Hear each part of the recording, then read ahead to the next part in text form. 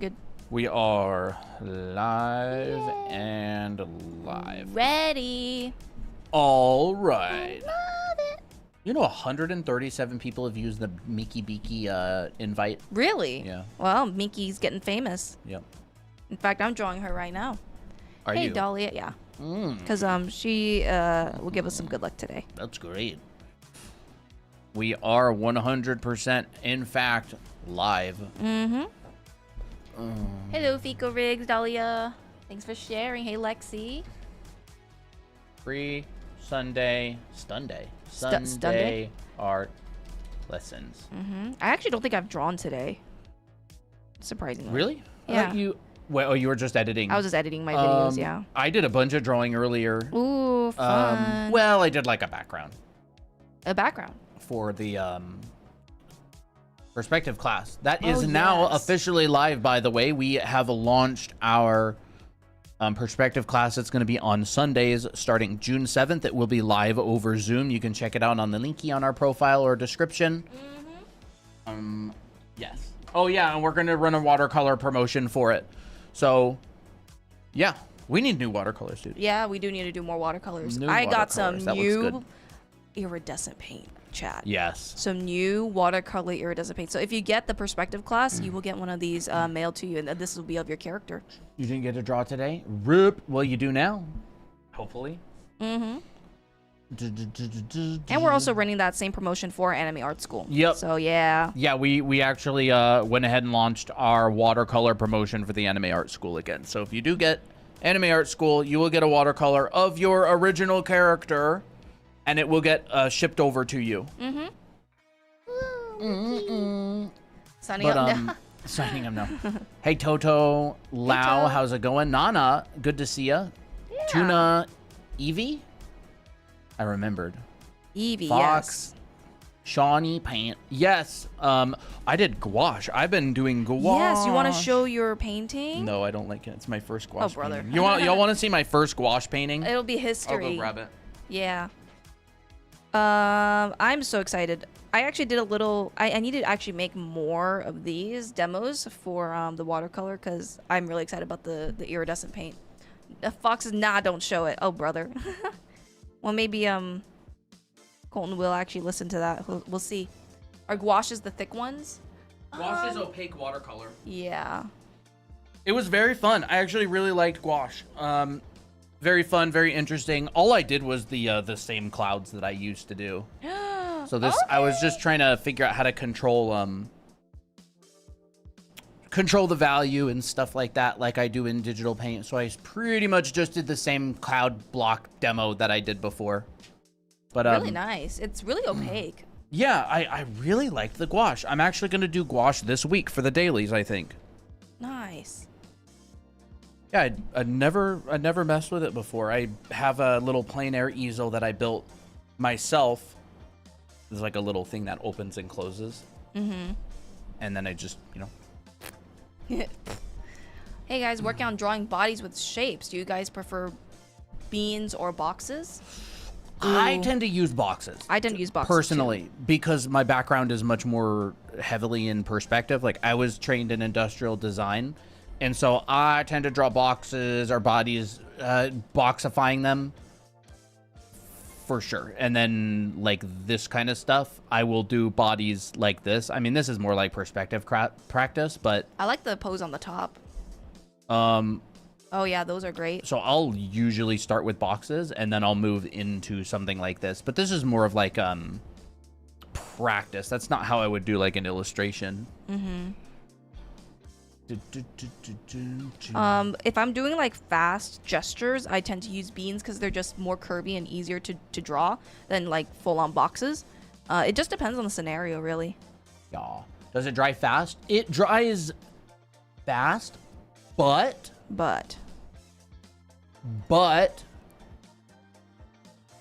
you can reactivate it. Yeah, you can reactivate it, which means screw you, Arizona, and the dry. And the dry temperatures and all that acrylic stuff. is a nightmare here. It is. Ooh, okay, one sec. I got to go. Super doozy, I'm on my way. Ooh. Crap, let me look. Wait, is Shadow Character Super Doozy? Is Static Paradox super doozy? I don't remember. Realized I used the wrong paint color. Gotta paint the cat again. Uh-oh. Rip. I mean, more practice, you know? Yeah, that's true. More practice. Yes. Oh, it is. I didn't know that. Oh. I like Static Paradox and I like Super Doozy, but I did not realize they were one and the same. This is a funny code. Here you go. That one should work. Ooh, and you get a watercolor. Yes. Oh my gosh. That's going to be so fun. Oh, I did not know. It's so hard to keep track of names. Like, not your guys' fault at all. It's just part of the nature of streaming. It's very difficult to remember 3-4 different usernames for the same person amongst different platforms. And like, they obviously, change if every they're now like, and then, yeah, too. That's interesting. I would change my username, but I had it since 2006. Keep it. 100% Yeah, keep it. The last thing you want to do is change it now that we know. Yeah, that's true. Bro, I need to draw hands more like, what's it called? The artist for Witch Hat Atelier. Witch Hat Atelier has really good hands. Yes, I gifted Christina all of the first 14 volumes of Witch Hat Atelier, Yeah. and she's been tearing through them. I have been. Fox, you are a big influence on that. Is she? Yeah, she's the one that was like, read Witch Hat Atelier! Read Witch Hat! Read Witch Hat! Oh my gosh! Okay, high key, how do you draw that kind of head and hair? Well. Ooh, chat, I have to show you something, by the way. I will show you, by the way, but yes. These are the new heads. Yep. Head Anime Academy Head Models 2.0. Look at this. Oh, perfect. Look at this, bro. Eyes, and they're colored. So they are colored. We have the ability to switch out the colors of the eyes, which means everyone could be Miki. We'll use these ones because we actually have these for sale. Yes, these ones are currently for sale. Yeah, these are hand drawn, and these are like actually printed on. Are the eyes printed in color? Yes. Yes, they are printed in color. Where do I buy? These are on our TikTok shop. If you're in the States, you'll get them there. How much? Like, they're on sale right now. They're on sale right now. What, like 20% off or something? Or like, I don't remember exactly, like 20 bucks or something? You have to be in the States, by the way, to get them. Yes. 1971. That's what it says for me. So this head right here is basically this style. So I will teach you how to draw that. It's a boy or head or girl head. We actually have both. Yes. So this is a girl, and this is the boy. So Yep. you can see the difference. Two different models. Yep. How do you get deltoids to look right? My shoulders always look off. Ooh. Understand that the deltoids connect to the front, side, and back. They connect to the clavicle. They connect, like, you know, they wrap around, and then they connect to the scapula. So the top of the deltoid is actually kind of like... Yeah, like that. The top of the deltoid. Top of the deltoid. Oh. Like looking down at it from above. Like that. Yeah, it's kind of like that. Like that. And it has 3 heads. Like, which basically means that it's got a front, side, and back. Front, side, and back. It's kind of like the glutes, honestly, now that I think about it. Well, yeah, the glutes are the deltoid of the legs. What are the name of these models? You can actually just go straight to our TikTok profile and get them on there. And if you are not in the States or you do not have TikTok shop available, you will not see them. So if you don't see them on our little shop, then rip. I don't know. We don't sell them anywhere else right now. Look how perfect Look at that the circle, bro. Holy, how did I do that? How did I... Would you quit spamming on YouTube? My goodness, bro. How did I do that? My goodness. Okay. So assuming that you have a perfect circle. I'm kidding. You don't have to draw a perfect circle for these heads. Keep in mind, big cranium, small chin. And the chin is pretty tapered. So that's how I did this head right here. And then the cheek pudges out pretty quickly. So I'll just draw this really quick. So here's my chin length. And my chin length is pretty sharp. And then I go like that. So this particular curve is very tricky because it basically combines the brow and the cheekbone, you know, goes like this, but there's also cheek fat. And the curvature of the female head tends to like kind of bulge out more, and then they immediately goes and tapers like this. So just keep in mind, like, that's what happens with anime heads like this. Like, it's very fast. It doesn't take its time. And the more pudgier you make it, the cuter it is. So here's the cranium, the back of the cranium. Actually, I need to make this even shorter so the jaw doesn't look too big. And you might need to adjust this.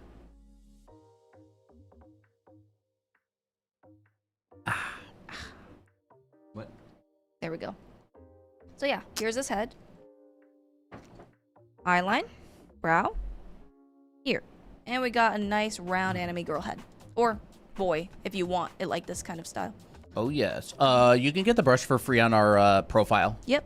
We have a little linky there. You can also get it in the Discord server. We do have a Discord server. Mm-hmm. Discord.gg/MikiBiki. Yep. MIKIBIKI. That's the invite. You could also get an invite from our linky on our profile as well. Yeah, you're welcome, Lynn. Yes. Anime boy, pudgy cheeks, you're so right. Oh yeah, I can turn this into a guy or a girl. And all I have to do is just change the features a little bit, like maybe not add too much lashes on the guy. But yeah. And maybe add a more masculine hairstyle. With anime styles, like really, it can be really like androgynous, so it's interesting. What do those lines mean? So these are actually little markers for proportion. So like here's the brow, and here's the nose, and it helps you to find like different angles and stuff. This is like the side plane of the head, but it's curved because it's an anime face. So it actually mimics this right here. So this is like a realistic Asaro head, and here's that same line in a realistic head and an anime head. So this is just to tell you the perspective of the head and all that stuff. I have a question. How do you find your art style? Sorry for typing this again. You don't really have to worry too much about art style. You will develop your art style based on what you enjoy drawing. If you like using really colorful stuff, you'll develop a colorful art style. If you're inspired by certain artists, you'll tend to develop that. Art style is this thing that you will develop naturally. You can also affect it intentionally. It will develop by what you do, though. So it's like an action-based thing. If you like to paint, you're going to get better at painting. If you like to draw cute characters, you'll get better at cute characters. If you like to draw scary stuff, you'll get better at drawing scary stuff, and it'll affect your art style. Yep. So just draw what you like, and also I recommend learning foundation. Fundamentals will make pretty much any art style look good. Just because it's like, if your perspective is right, if the design looks good, if you have a good handle on color theory, if you've got, you know, like my style, I'm not very good at line work. I'm a lot better at painting than I am drawing, is because I painted like professionally. That's what I did for a long time. If you want to draw like a chibi head, because I had a chibi question, and we do have a chibi art class, but here, really flat chin. You can kind of go at it like with this kind of style if you want. Just because the chin is way shorter, and the connection of the chin to the jaw is way like shorter as well. So you just blend the two together, and then you get a chibi head. Ooh, took a minute, but I'm officially signed up for the live class. Oh my god! That's awesome. So you are definitely going to get put on the watercolor list. Yes, the watercolor Oh, that's going to be fun. You can DM me, Super Doozy, with your character. And all that stuff. I really want to try coloring, but I just feel it's very hard to get into. I don't know how to start. Try, if you want to get into coloring, this is going to sound really counterintuitive, but try starting with drawing with just two values in black and white, light and dark. That will help a lot, because later you only need to fill them with color. Where's my color demo? Ooh, these eyes are Color a little lessons, too- is this it? Here they are. So if you want to draw in color, I can just Do it. pull this over really fast.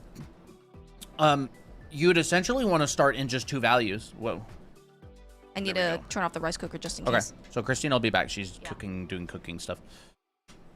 Where is my brush? Here it is. So you could essentially just go and paint like this, right? Two values.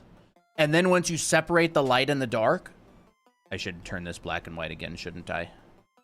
Boop. Boop. You separate them into a little bit lighter and a little bit darker.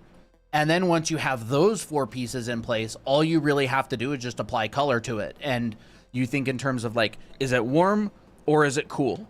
Okay, so I start with red, and then I go, is the light a warmer red or a cooler red, right? So the light is a nice warm red. There we go. Okay, so the shadow, let's make it a little bit cooler. So what's cooler than red? Gray is cooler than red. Purple is cooler than red. Okay, so let's go down, make it darker, maybe go a little bit more towards purple and a little bit more gray. All right, so we can put this in here. There's a little bit of a cooler red. Ooh. But then we go, wait a second, we got this blanket here, and it's bouncing yellow light into this shadow. So what's going to happen? It's going to warm my red back up. Let's go back up. Okay. Go back So we'll up. just scribble that in there. Maybe make it a tiny little bit lighter. There we go. We'll just scribble some of that a little bit warmer in there because it's bouncing. And so like that's kind of how I think about coloring. And that's exactly how I did this painting. Is I separated my light and my dark grouping. I separated a little bit more within my light and my dark, right? Like 4 values or 5, it doesn't matter. And then within those values, I'm like, now what colors am I dealing with in those values? We've got like a really, really warm yellow. We've got a cooler yellow. And then we've got an orange, which is even warmer than the yellow right here, which maybe like imply a little bit of the subsurface scattering or something. And then we got a highlight right here. So like if you want to start coloring, actually start here because it gives you something to color on top of that feels good. Yes, absolutely. Is grayscale recommended? Definitely for practice. Like you don't have to start with grayscale, but thinking about things in terms of their lightness and darkness is definitely recommended. Ooh, Shedek Paradox. Was your character the one with the green magical girl? Was that right? Love the overlay, by the way. Awesome. Let me see. Someone was asking how to draw people with their arms up. I wonder if they're still here. I'm just looking at comments. Yeah. If I'm yapping, then I'm not reading. Yeah. Yeah, Ooh, I would nice think though. about that. But again, lighting and painting and stuff builds on top of like the drawing foundation. So if you can't draw an object in perspective, you can't really light it, or else it'll look off. Yeah. I was the one who talked that. Okay. Talk what? Asked that the arms raising up. Yeah, arms raising up is really tricky because like your clavicle and your shoulders like literally move up.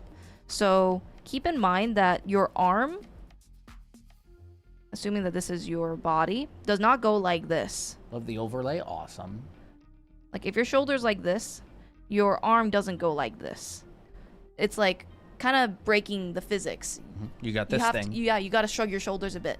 So what happens is you got to keep in mind of your got to keep in mind of your clavicle. Your clavicle also moves. So move your clavicle up like this, and then the transition from the neck to the shoulders will feel more natural.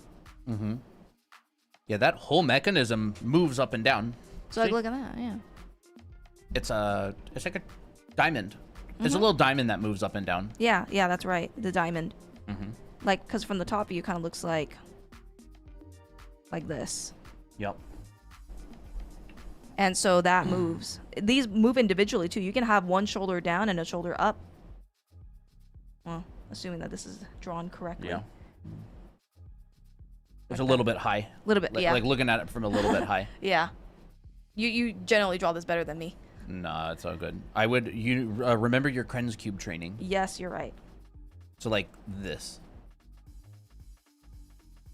Yes. Okay. I find that it's easy to show like the up and down from like a shallower angle. Okay. So like if that's the shoulder girdle right there, you'll notice that one side will go up. You want me to do it? Yeah, you do it. Okay. Right? Here's the shoulders. Here's the neck hole. Right? And then what ends up happening is this mechanism moves up. This one may stay the same.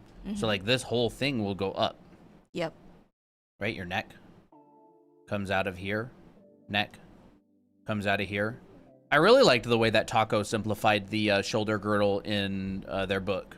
Oh, yeah? It was this. Oh, okay. It was simplified with something similar to this, but you know, you'll also see this. You'll see a bunch of people that simplify the shoulder girdle into something like this, which is kind of like what you did. Yeah, I like to do that because I can then attach the deltoid in perspective, and the deltoid kind of attaches like this. Was someone asking about perspective earlier? Just let me know and repeat the question if that is the case.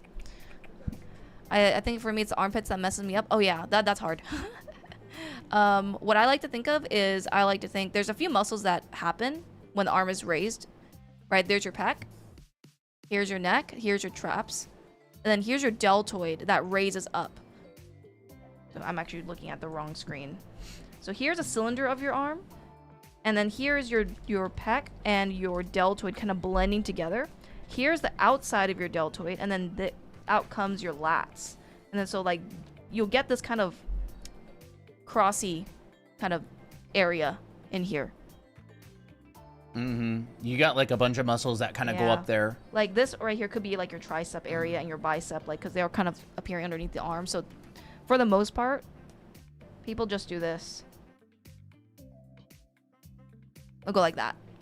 Because this indicates the deltoid and the pec, and also a little bit of the lats. There you go. Yep, exactly. Oh, that's very complex. Saw this just as I started drawing someone with their arms up. Oh, nice. Good timing. Let's see. Who's here? Apple, if you turn this computer off again, you're sleeping outside. Ooh, okay. Sorry, my question was in regards to painting backgrounds. Which fundamentals should I practice besides perspective? I mean, if you want to paint good-looking backgrounds, I would absolutely recommend practicing armatures, like common armatures. Edgar Payne. Yes. And you're on YouTube. I would also look up Ian Roberts. He has some really good stuff. I'll type his name into the chat. IANROBERTS. He has a channel. He's a landscape painter, and he has some really good videos. Composition is going to be your best friend because landscapes are really, really abstract. Really abstract. So, for example, like when we're doing this kind of stuff, right? You'll break this down into a simple armature. This is a triangle. So the whole piece is basically just a triangle. Here's a plus sign. So the whole piece is basically just a plus sign, right? Like this right here, this is super tiny on screen. Let me hold that up. There okay, that would be better. Yes. So like if like perspective is like kind of important for environments and backgrounds, you'll usually just get like hints of perspective and stuff. But this is like the meat of composing environments. And this is from Edgar Payne's book, Composition of Outdoor Painting. You know, hint, hint, this is actually going to be the artist that we're going to be studying for our dailies this next week. Yes. But he wrote a book, Composition of Outdoor Painting, and he has a bunch of examples of different frameworks, like armatures. I don't know what he calls them exactly. Ian Roberts calls them armatures. I like that name. A lot of people will call them different things, frameworks, structures. Would you quit bugging my... Just go to bed, dude. Go to bed. Let's see. That's not an interesting question. Armature meaning shape? No, armature meaning like structure, underlying structure. Like it's kind of what everything hangs on. Yeah.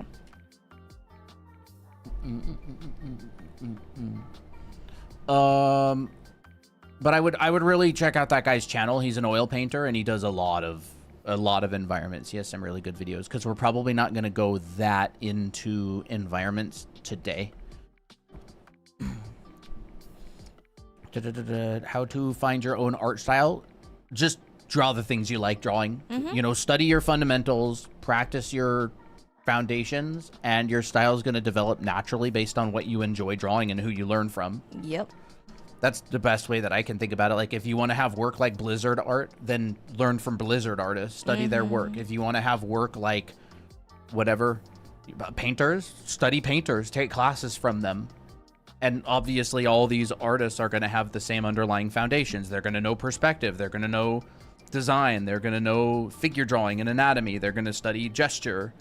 They're going to study color theory. And then the way that they apply those things is going to be kind of unique to that. Yeah. Someone asked if this is in the course. I'm guessing they mean the armature stuff, composition stuff. Is that in... Someone asked what? If this stuff is in the course. Yeah. Oh, yeah. I go over this extensively in my painting class.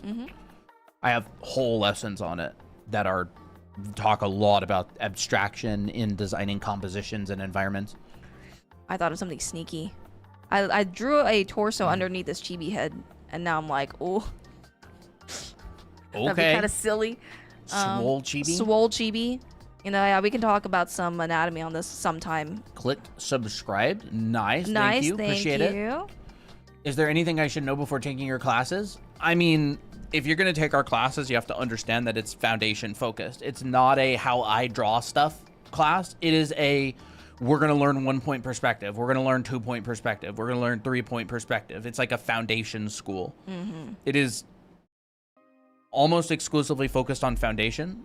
You'll be drawing the planes of the head, skulls, expressions. Christina's going to talk about like design. We talk about color theory. It's not Dimensional drawing. It's not a course that's like how Christina draws this thing in her style. Yeah, it's not that. Built to be like the underlying solid foundation that you have going forward as an artist. Waxy erasers or crumbly erasers? It depends on what you're trying to erase. True. My go-to is kneaded erasers. Thanks, Swim Goal.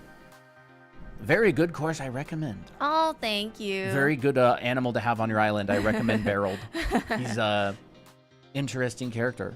Every time I see your profile picture, because I had Barreled. Let me look. How do you draw necks?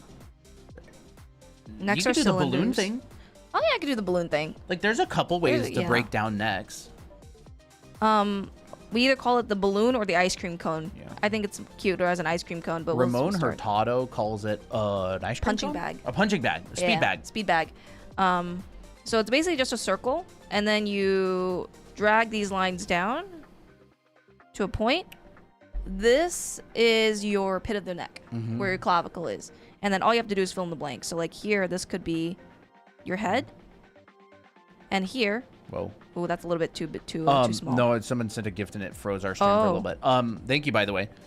And remember, halfway of the top to the bottom is going to be the bottom of your nose. Yes. So you can just go in and say, hey, here's a Someone's been asking this forever. When what did you is guys it? start drawing? I mean, I drew ever since I was a little kid. I got my first professional job was in 2016. Wow, this actually lines up exactly with the bottom of the cranium. I've drawn ever since I was a kid. So if you know where your nose is, your chin isn't that far off. It's not like down here, and it's not up here. It's actually kind of towards here if you're going to draw an adult. And then this part right here is your pit of the neck, and then this part is your neck muscles. And then all you have to do now is just slope it. Slope it. Here's your clavicle. Here's your traps. And we got a neck. How old do you have to be to get into the art school? We recommend at least 13, but there's no strict age requirement because there's nothing in the school that is like not good or not safe. All right, here it is. Oh, this and is by the this is- way, what? we are doing watercolor promotion with Yes. our anime art school. So if you get anime art school, you will get a watercolor of your character done, just done on stream or something, and sent to you. So yeah. Well, now what are you doing? What are you doing, Apple? He's so silly. Yeah, this is one of the first jobs I did professionally when in 2016. This was concept art for an escape room. So, yeah, there it is. Really, really old Colton artwork. Some of you have seen this before. Please don't spam. I don't know if one of your guys' art school is nearby where I live. It's an online school. It's online. Yeah, so you can check it out here. Yes, you can get help to draw hands easily. We have a couple TikToks on it, and we also have a YouTube video on it, so you can Yep. go check those out. Yep. Applejack is feeling very mischievous today. Yeah. He's like, I'm bored. He's like, Fox, I'm bored. I need Roblox. Guys, I'm so bored. A cat Roblox is basically watching birds. Good boy. I just want both of you to know I admire you guys, and you are all very talented. Thank you. Oh, thank you very That's much. very sweet. Who's Applejack? It's that cat that we just showed. Yeah. That cat right there, he's going around and causing havoc. Someone did ask how I draw hair like this, while also like asking how to draw this face, and I forgot to talk about the hair part, so I can talk a little bit about that. Any tips for beginners to learn hair? Yes, I do have tips on that. First of all, it is not a flat shape. So if your hair looks like this, Let me draw this on a separate layer. If your hair kind of looks like this, it's because you're not thinking about things dimensionally. You're trying to draw. It's like your brain's trying to compute what the hair is doing, and then it just doesn't look that good. So what you need to do instead is think about, where is the hair coming from? Like, here's my hairline, and it wraps around like a swim cap for the most part. And then your bangs. Dude. What? Oh. He's like, So like your bangs go around the sphere. And that's exactly how I treat stuff like this. So comes from this point, goes up and around, goes up and around. So yes, what I'm drawing here may feel like two-dimensional shapes, but they're actually not. They're ribbons. Like if I draw a wireframe, it looks like this. Here's my center line. Here's the direction of this wireframe. And keep it simple first, and then you can always add more detail later. Then you can separate your segments. Yeah. Oh yeah, guys, I have I have to say something. This earlier. Oh. Instagram. Oh my gosh. Will Weston started following us. You know, just a cheeky little Will Weston studio follow from a reel too. Yeah. He watched Christina's anatomy video. This guy's one of the most famous anatomy teachers. He was an anatomy teacher at Art Center for many years. Many of his students went to work at Disney, DreamWorks, Blizzard, Riot, everywhere, everything. Mm-hmm.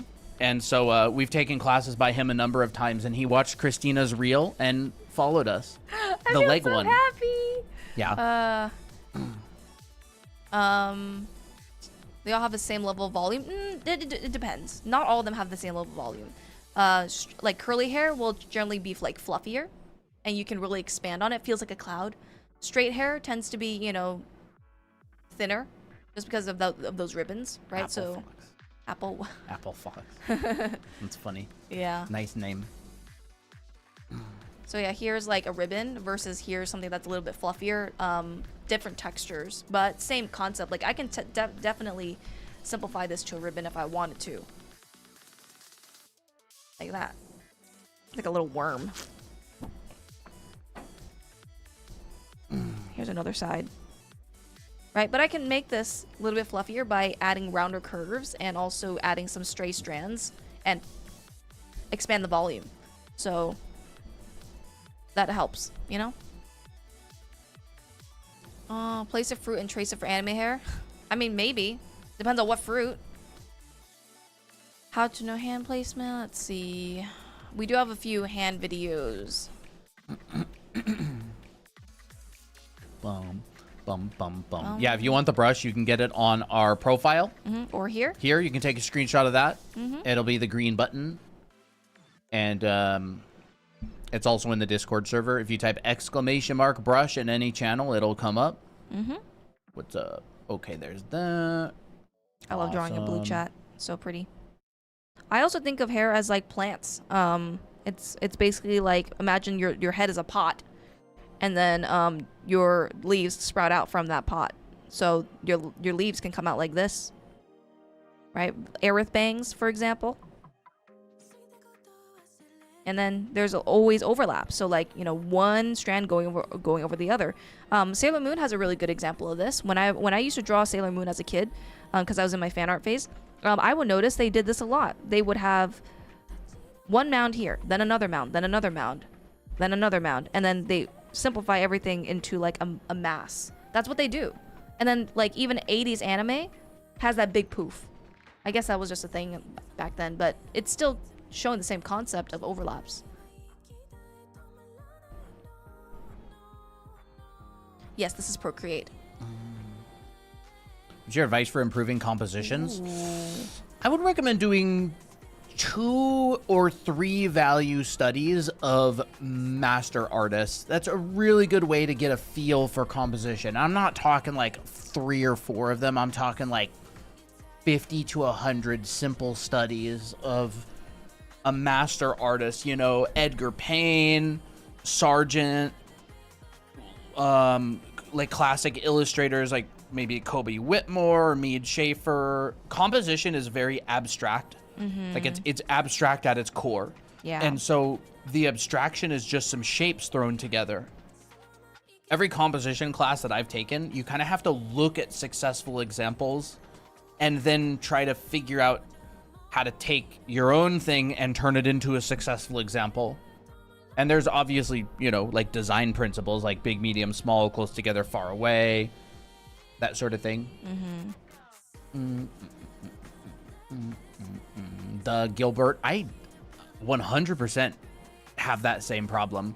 I always seem to mess up the S that comprises of the chin to cheek to the eye line. Any tips? You mean like that? I hate that. That line messed me up too. I've just done so many anime heads that I've gotten like the gist of how it should go. I have to think about like a way to simplify it better. Yeah. On the subject of composition, by the way, there's Edgar Payne's composition of outdoor painting. You know, I would screenshot this right here. He's got some good information on that. And Ian Roberts has a book as well. I don't know if it's here. Ian Roberts has a book on composition. It's called, what is it called? Simplifying Composition or Mastering Composition or something? Yeah, I think Mastering Composition. I think it's just look up Mastering Ian Roberts. IAN Roberts. Yeah. Composition is a big topic. Nathan Fowkes also talks about composition a bit here and there. He's a painter. Fowkes is his last name. Nathan Fowkes. Yeah.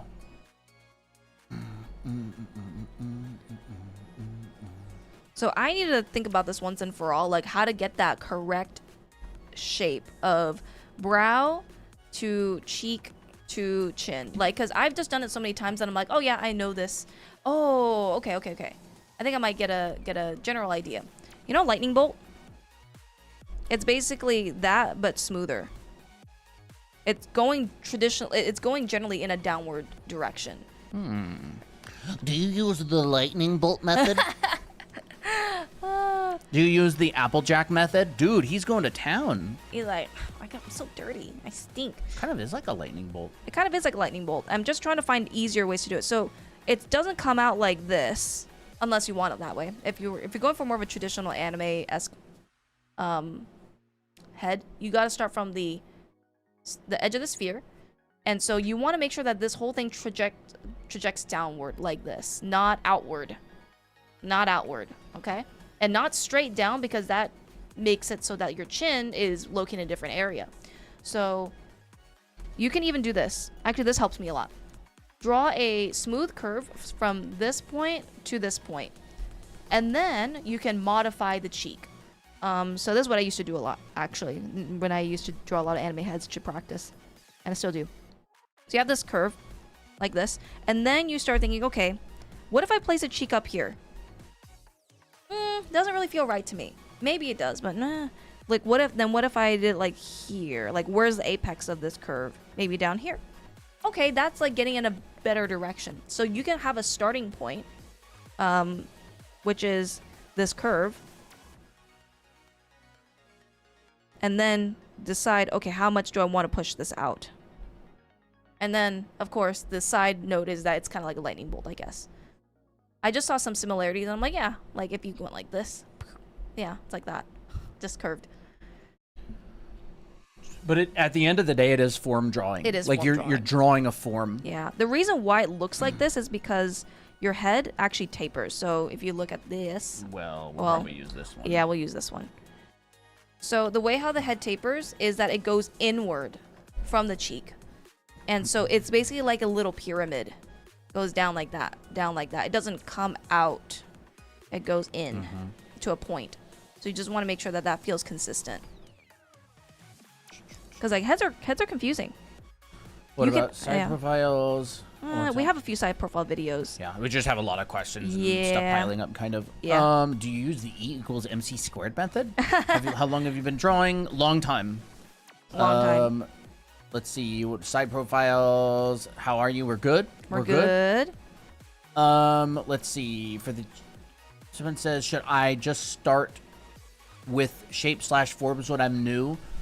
I think we could probably dive into that a little bit deeper. So starting with like shapes and forms is recommended a lot of the time, because as an artist, you have to develop a sense of spatial awareness, like being able to draw in 3D. So a lot of people will be like, practice. Well, a lot of people who give advice, they're just regurgitating advice they heard from others. But the people who are the others that gave the advice, who are the ones who know what they're talking about, give that advice because you have to develop your spatial awareness in drawing, which is like perspective, dimensional drawing, form drawing. And so know your cylinders and boxes and spheres. yeah, I don't like drawing things or practicing things without knowing why I'm doing it, because I can't pay attention. I have goldfish brain, right? And goldfish memory. Yeah. And so I cannot physically get myself to pay attention to things if I don't know why I'm doing them. So you would do forms like Krenz cubes or cylinders at different angles, or like bendy straws and Or ribbons. boxes and ribbons, because it helps you train your ability to draw in 3D space. I'll BRB. And so there's a lot of really good exercises out there for developing your ability to draw in 3D space. I think Christina's gonna be cooking a little bit. What shape should I practice the most? Just primitive forms, I would say. Oh, by the way, I did this cute little background behind Miki today as part of our promotion for our live perspective class that's coming up. So by the way, I'm definitely going to miss some chat because I can't draw and read chat at the same time. So, you know, like, I mean, drawing boxes at like different angles is useful, right? Like rotating them and going, oh, maybe we'll try to rotate this one a little bit more. Maybe like this. So it's kind of rotating to the right. And then we'll go, maybe we'll rotate it a little bit more. Right? So let's just say we got, I don't know, this side. And it rotates here. And it rotates over here. And maybe eventually it gets to the point where it's like rotated like this again. And there's that side, right? And so maybe I'll put a little dot here to show the rotation of it. So like being able to like develop this ability to rotate things in your mind, not in your mind so much, but on the page. Like once you put a line down, you can compare, right? You go, maybe you'd want to draw it from the bottom. Right? So there's that side. And maybe there's this side. Like we're like seeing differing amounts of like these sides, right? So that's one of the reasons that they'll give you that assignment, but you don't have to do it with a box, right? You could do it with a cylinder. So it's like, here's a cylinder. Maybe it's facing us a little bit more here. Maybe it's facing us a little bit more here. There's that, right? And you can build the world out of these things. Like you can build anything out of these primitive forms. So like boxes, cylinders, that's a good one. Spheres, which just look like circles, by the way. What else? Cones. Cones are really good. We got, what are these things? Are these triangular prisms or rectangular prisms? I think these are like triangular prisms, right? I was bad at math. Ribbons. People will do ribbons as well, right? So you can come in here and you can go, oh, it comes out and it comes back up and around, and maybe we get a twist and maybe it twists again. Maybe it twists again. See, there's like a little ribbon there, and it's like a little three-dimensional, like a three-dimensional, two-dimensional shape. Like this. I haven't talked to chat in a long time. I'm drawing. Yeah, that's fine. By the way, Colton teaches this in the Perspective Live class, and we have that open right now, so you can go and sign up on our profile. Yeah. Yes, I am teaching a perspective class this summer. We're going to go through a lot of really good stuff, drawing intuitively. We're going to go through 1, 2, 3 point perspective. It's on the link on our profile.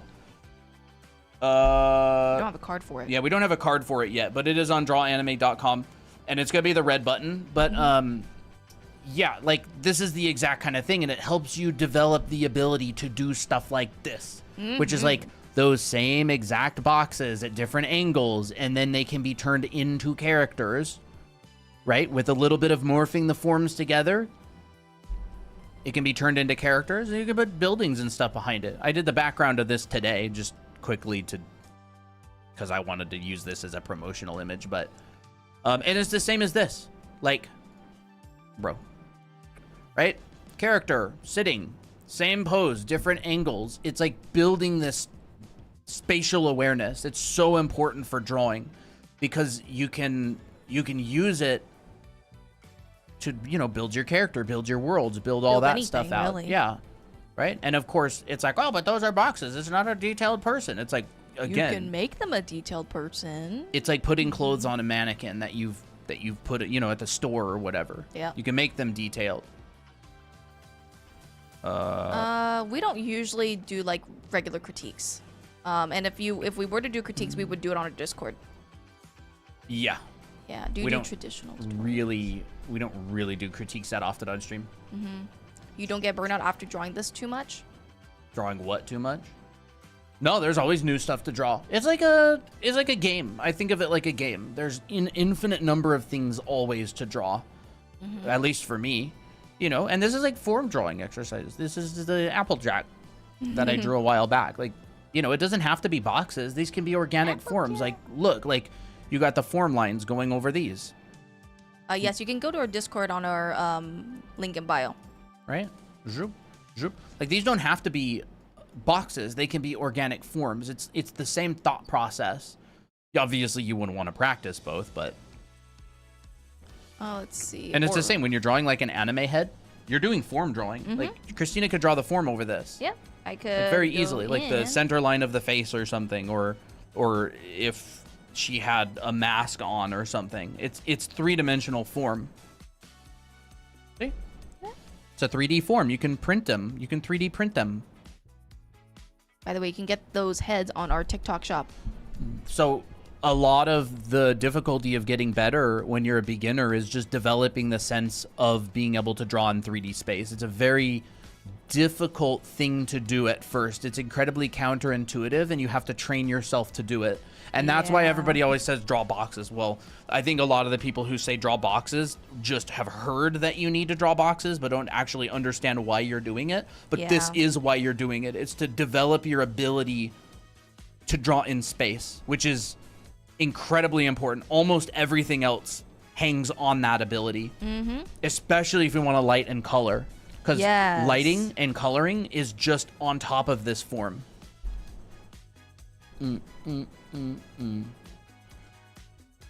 Absolutely. Do you do traditional tutorials? No. We've thought about doing more traditional drawing at some point. We actually have gouache and painting stuff, which we would like to experiment at some point. Yeah, we don't really do a lot of traditional tutorials. We mostly do digital stuff. I love when the drawings are simple, but the artistic points are used on color theory. Any artist I should check? Oh, yeah, any painter. Any yeah. impressionist painter focuses on that a lot. You mainly is great for the color part. Are you guys familiar with any professionals that use a screenless tablet? I say this because I have both a Cintiq and an Intuos, but I prefer to use the Intuos. Oh yeah, absolutely. There's loads and loads of professionals. My mentor always preferred screenless. He never really used it. David, my buddy, he only uses an Intuos. David Norin. He uses an Intuos. He uses like the same Intuos that he used when he was in FZD with me. This guy. Here he is. Here's his work. He uses an Intuos. He's always used one. I use an Intuos right here. Whenever I draw on stream, everything I've been drawing Intuos. I also have a Cintiq, by the way, which I like. Intuos. Yeah. Who else uses Intuos? By the way, you can get the brush that I'm using currently on our bio. This guy uses an Intuos. He was my mentor for a really long time. That Pete? No. Yeah, that's it's Pete. Oh, wow. Intuos. This is all work he did while he was at Crytek. He worked on Robinson. He worked on a lot of different stuff. Intuos. All this guy's stuff is Intuos. Intuos. Loads and loads of people use the Intuos.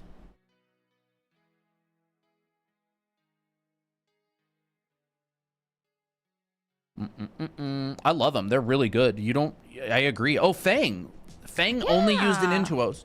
Fang Zhu, the guy who started the school that I went to, very well-known concept artist. He only uses Intuos, like an Intuos medium. Well, Intuos or Wacom 3's, Intuos 3 was it? Are coveted these days, I heard. Yeah, I have one. We found one at a Goodwill recently too. It didn't have a pen. Yeah, I definitely really vibe with you when you say, like, I need to know the purpose of what I'm learning to be able to absorb it.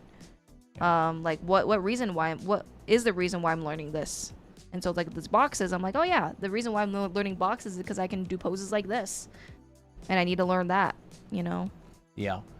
Do you think the Huion Canvas 16 is a good starter pack? I think that tablet is amazing. I was actually just drawn with it a little bit last night. And by the way, chat, we are actually officially partnered with Huion now. They reached out to us a while back and sent us a tablet. And then I reached out to them recently and asked if they would partner with us. And they said yes. So they're going to be giving us our own discount code on their website for that exact tablet, the Huion Canvas 16. And so if you're thinking about grabbing one of those, we're going to have a discount code soon. We haven't gotten the discount code yet. I think it's probably coming this week because it's the weekend. They're not working right now. But yeah, stay posted. Yes. Because we're going to get a discount code for the Canvas 13 Gen 3 and the Canvas 16 Gen 3.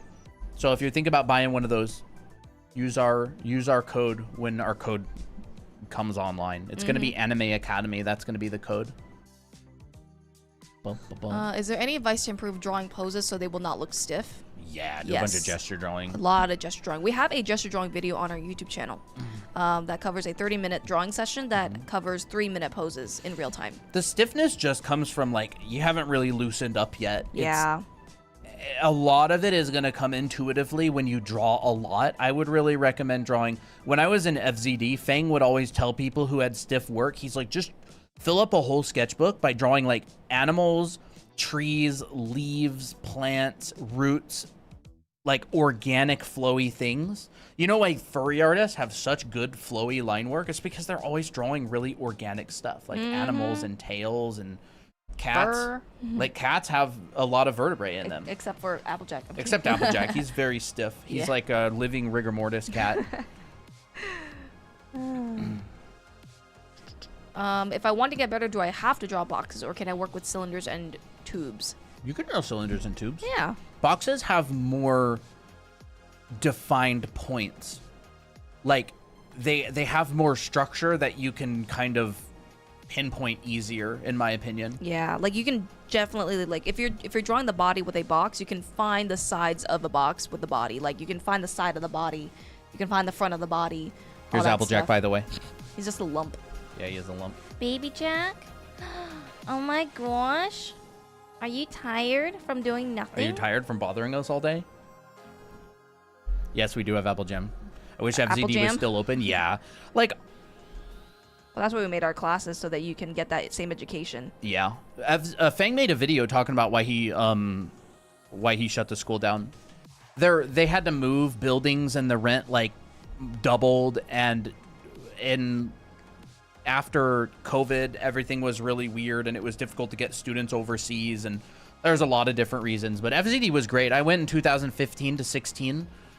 Phenomenal. It was great. Like, I mean, it was only a year long. Like, you can only do so much in a year, but you can get a lot better in a year. So they kind of condensed this program down. Like, we didn't even have a figure drawing class in FZD.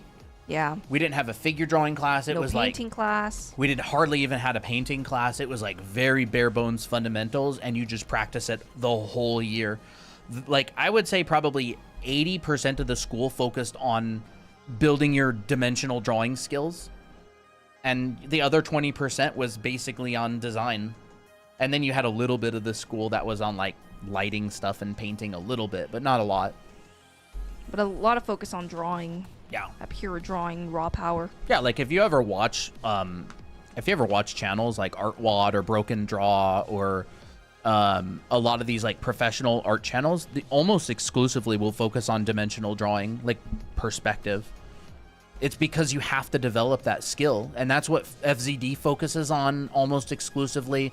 If you go to Art Center, like entertainment design, you're focusing almost exclusively on building that ability to draw in 3D for a long time. Well, rarely will you see in cartoons that everything is completely flat. Like, there's always going to be some form of like dimensional aspect. Like, even really silly even really like simple cartoons, you'll just see like, oh yeah, the body's simple, but when they draw like a shirt on top, they're like, oh yeah, that's wrapping over the form. Yeah, everything's like, you're pretty much always going to be finding excuses to add volume. Like, even with really, really cartoony stuff, it's like everything's going to be simply implied, like a very subtle overlap. Or the bottom of the shirt is going to be wrapping around the form. Or, you know, the pants overlapping. Oh, the bottoms of someone's pants is a cylinder. Yeah. And it's regardless of style. It transcends style because it's just one of the fundamental ways that you see the world. Yeah. In depth. But yeah, that's what we teach in our anime art school. We focus heavily on the fundamentals, so that you can draw anything you want, really. Yeah. Like, the reason why I'm able to switch styles, I can do realistic, I can do anime, I can do something that's cartoony, and be able to manipulate that is because of the fundamentals. So, you know, that it's that powerful.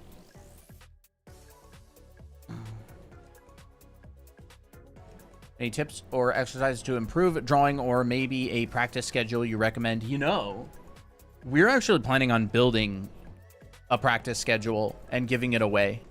Yeah. It is on the list of things that we want to do. We have noticed that we get so many questions about, like, how do I start, or what do I do, or what do I practice? How should I practice? How should I practice? And that we actually want to build something to help with that. Like, if you want to get started on your own. Yeah. So stay tuned for that. It's going to be coming in the future. What's the brush being used? You Right can here? take a screenshot of this or go to the Discord server. It's in there.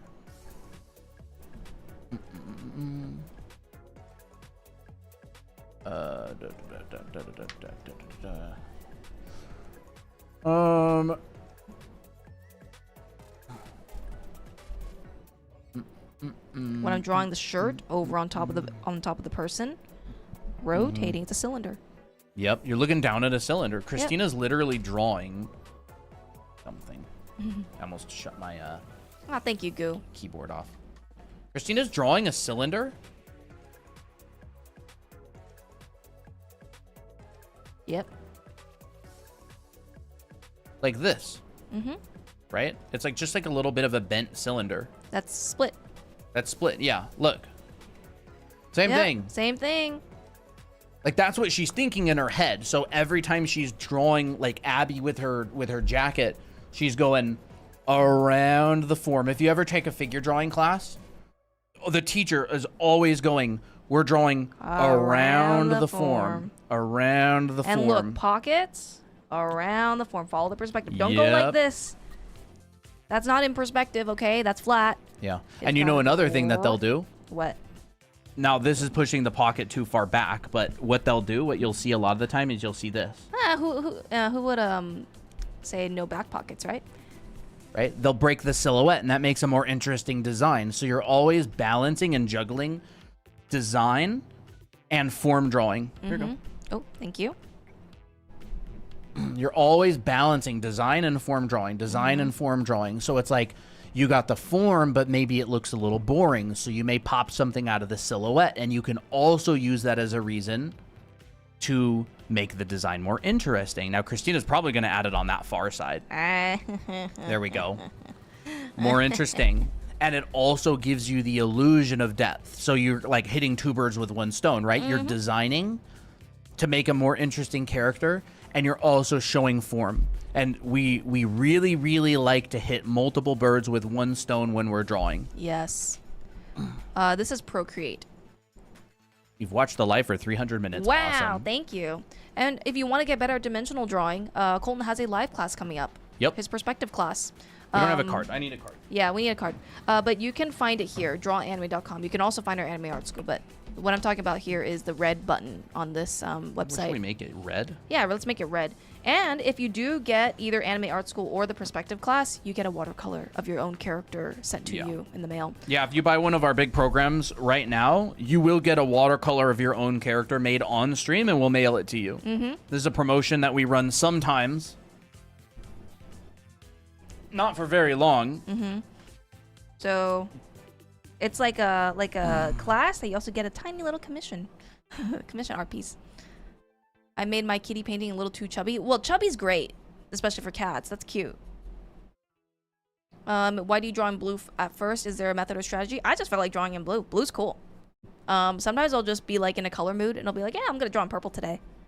How to draw wrinkles in the clothes? It's the same thing. So what happens with wrinkles is this. Here, if everything was completely ironed flat, your cloth would look like this. But what happens with wrinkles is the cloth goes like this. Right? And then it's basically little tubes.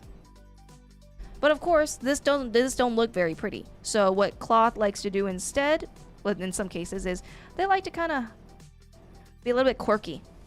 And they'll sometimes droop like this. Or they can show depth like this. They're tubes that are being affected by movement in the body, right? So that's what you need to think about. They're not just lines, they're actually cylinders and tubes. What do you think of this? Perfect. There you so go. yes, here's a If you're perspective. interested, you can take a screenshot of this. Mm-hmm. You need to push it down a little bit more Ooh, because okay. the iPhone tends to crop the edges off. Yes.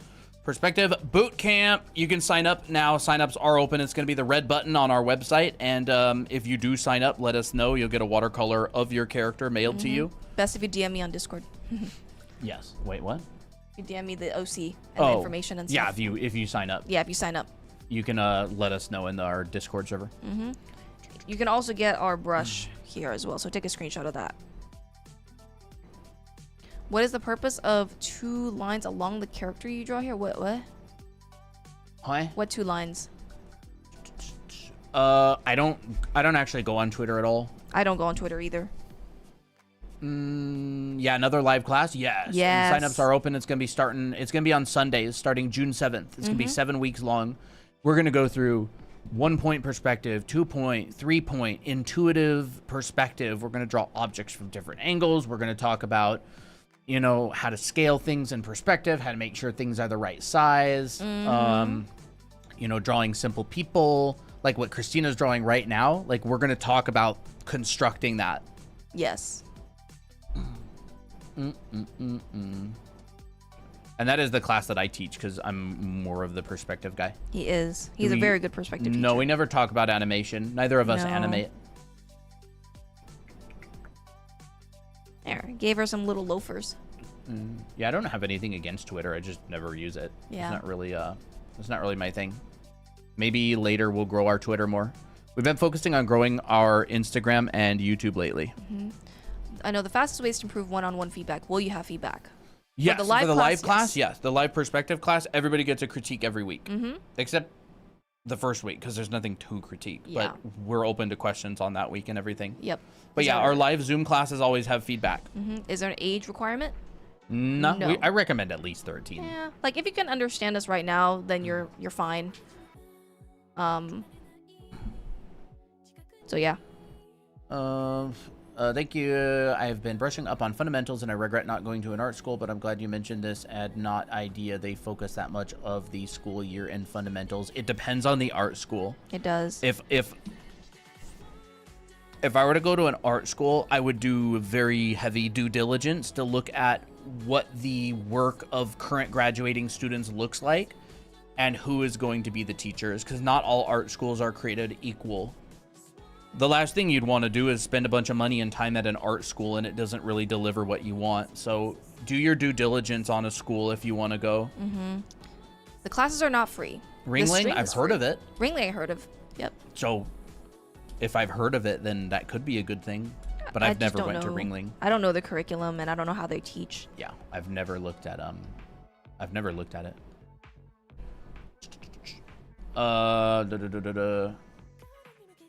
In arts, folds also need physics. Yeah, everything Yes. behind folds is like physics based. Mm-hmm. I mean, look, my shirt. There's a diaper fold in the middle. Hey, I trusted you. We do talk about, we do have a folds TikTok, and stuff. If the classes aren't free, shouldn't there be an age requirement? I mean, I don't think there's going to be like any 8-year-olds signing up. No. But we do have a mom who went through one of our classes with her like 9-year-old daughter or something. Mm-hmm. But I recommend at least 13. Yeah. We've had a couple 13-year-olds take our classes in the past. They loved it. Mm-hmm. That was Dingy. Yeah, Dingy. Yep. And she's improving a lot. Oh my gosh, yeah. I would say like the reason why we don't have an age requirement is one, because I mean, like, if you want to start and you feel like you're ready, yeah, do it. Yeah, I would have taken a class at 13. I would have too. Even if I maybe wouldn't understand all of it, I'd be like, I'm still gonna take it because it's useful. But we also make sure to what's it called? Make it PG. Don't So, steal your parents' card, exactly. No, yeah, exactly. Don't. Obviously, don't. It's a Zoom class. It's not in person or anything. It's a Zoom class. There's going to be whatever, how many students there, a bunch of them. And this class specifically is going to be all about perspective. You know, obviously I recommend anybody who's a minor to get permission from their Ask parents. your parents Ask first, your parents. obviously. Don't Don't be dumb. Be logical. Yeah. But we don't discriminate. Yeah, no, We don't exactly. like turn down students because it's like, Ooh, you nut. I don't know. currently in my first year at Ringling, so I was wondering. Nice. Yeah, I mean, I've heard of it, but I don't know much about it. I'm 30 and Yeah. already went through school, and I honestly these days prefer to take classes online, like mentorships or classes on Zoom and stuff. There's a lot of really good schools and classes out there that are available. For sure. How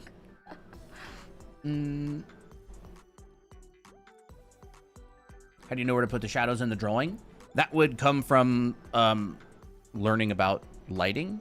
I don't know if we're going to talk about that, but essentially light travels in a straight line, and if it hits something, it blocks the light. That's basically lighting in a nutshell. That's not really a lesson, but that's how she knows. Yeah. That's how we know. Well, like, I've done... How do I sign up? Oh, yes. You can check it out here. Yeah, check it out here. Take a screenshot of that. It's going to be the red button. And it tells you everything on that page. Yep. Yeah, I'll show it again. Take a screenshot of that. And again, red button. Big red button on that page. Yes. Also, the Discord is also on the same website. And also our anime art school and stuff. I have classes in college with a professor whose studio is Riot Games client. Nice. I have a couple friends that's at cool. Riot. Everybody's moving to Riot. Like Q Fang moved from Riot to Blizzard, or from Blizzard to Riot. He was my teacher's assistant in Art Center. Didn't Irie go to Riot from Blizzard? I'm sure she did, yeah. I mean, I think so. Irie Pan's a very famous artist these days. Who else? Who else went to Riot? I don't know. I know a couple people at Riot. Do you give art feedbacks? In the classes that we teach? In the live classes, yes, you get very good feedback. You get homework and feedback. Do you think it's too late? Do you think it's ever too late to start? I'm 29, about to be 30 in 15 days. It would save me so much if I could do my own artwork instead of hiring. I'm a writer. I mean, I don't think it's ever too late to start. And you're younger than people I've known who started, and they're pros now. My friend Dan, he started in his 30s. He's an art director at a huge concept art studio now. He's almost 40 now. Maybe he is 40. I don't know. Is he? Unk. Unk. But a really cool dude. He started in his 30s. Another friend of mine, Ben, he started in his 30s, and then he ended up getting hired at Blizzard on the Overwatch team. So, like, no, not really at all. My brother got started when he was, like, in his mid-20s. Not that you're in your mid-20s, but, like, Yeah, like a lot of start in people different get points. started at different points. It's more about the time you put in and the exercises that you do. I don't really think it's ever too late. It's not too late. Never too late. Do you have a... Yes. A character for you to draw? Yes. Miki. Do I get feedback critiques in anime art school?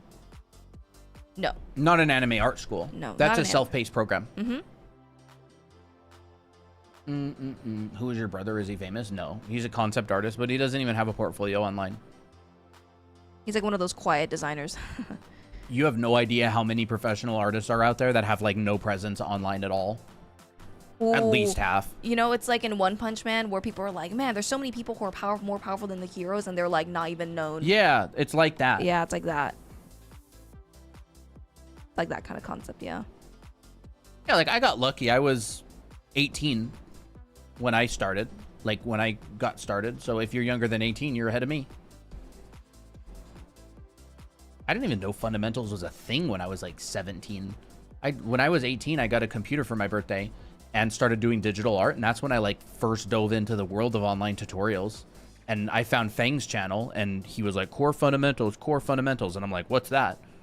First time I ever heard of it. Do you guys have any tips on fingers? I'm still going through the course and I feel like I need help. Yes, I do have tips on fingers. I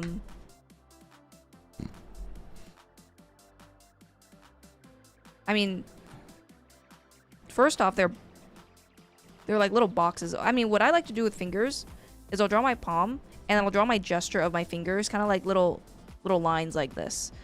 And so this will give me like a general placement of like and pose for how I want to break down my fingers like this. So this is like my little armature. And so I'm thinking, where's my joints? How long is the middle finger to the palm? Like, does that feel like proportionally correct? You know, and my index and my ring finger are shorter than my middle finger. So like that's another thing that I look out for. And then obviously my pinky and my thumb are going to be roughly the same size, but they're going to be pretty short. So like this will give you like a pretty good start to your hands. And then afterwards, I turn them into pieces of paper. And I judge the size of each finger. Yeah, no, we do not animate, unfortunately. No, we don't. Maybe later. Later on, probably. I was thinking about purchasing one of the books. What's the biggest difference between the two? Book number 1 is more, I would say, getting started. If you want to be able to draw characters, understand the anatomy, it has a bunch of tips on like poses, different ways to break down the limbs. It has some coloring, lighting, shading stuff. Book number 2 is specifically on if you want to design your own character with a unique look. So you're going to get a bunch of different head types and shapes. You're going to get a bunch of different hairstyles. You're going to get different like facial expressions. Book number 2 covers facial expressions extensively. It covers posing and storytelling and costume design. Mm-hmm. It does. You find want to get good at drawing but find learning fundamentals boring? I would definitely say try to add some spice to the fundamental stuff. Like, yeah, you know, maybe put a little bit of cheese on the broccoli. or put a little bit of seasoning on that boiled broccoli. Yeah. You know, whether that be like making it more personal to you, or including any piece that you're making, like artwork that you're making, you are still including fundamentals. So like that part is also practice. And then afterwards, with this base, I turn them into kind of like tube-like forms, but with a flat top. Like that. So the bottom is squishy, the top is flat. Or not flat, but like, you know, more boxy. And so that feels more tactile, like nicer.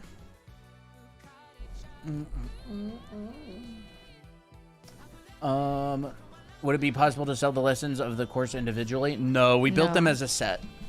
We are going to be making standalone classes in the future, but the anime art school is a set. Like,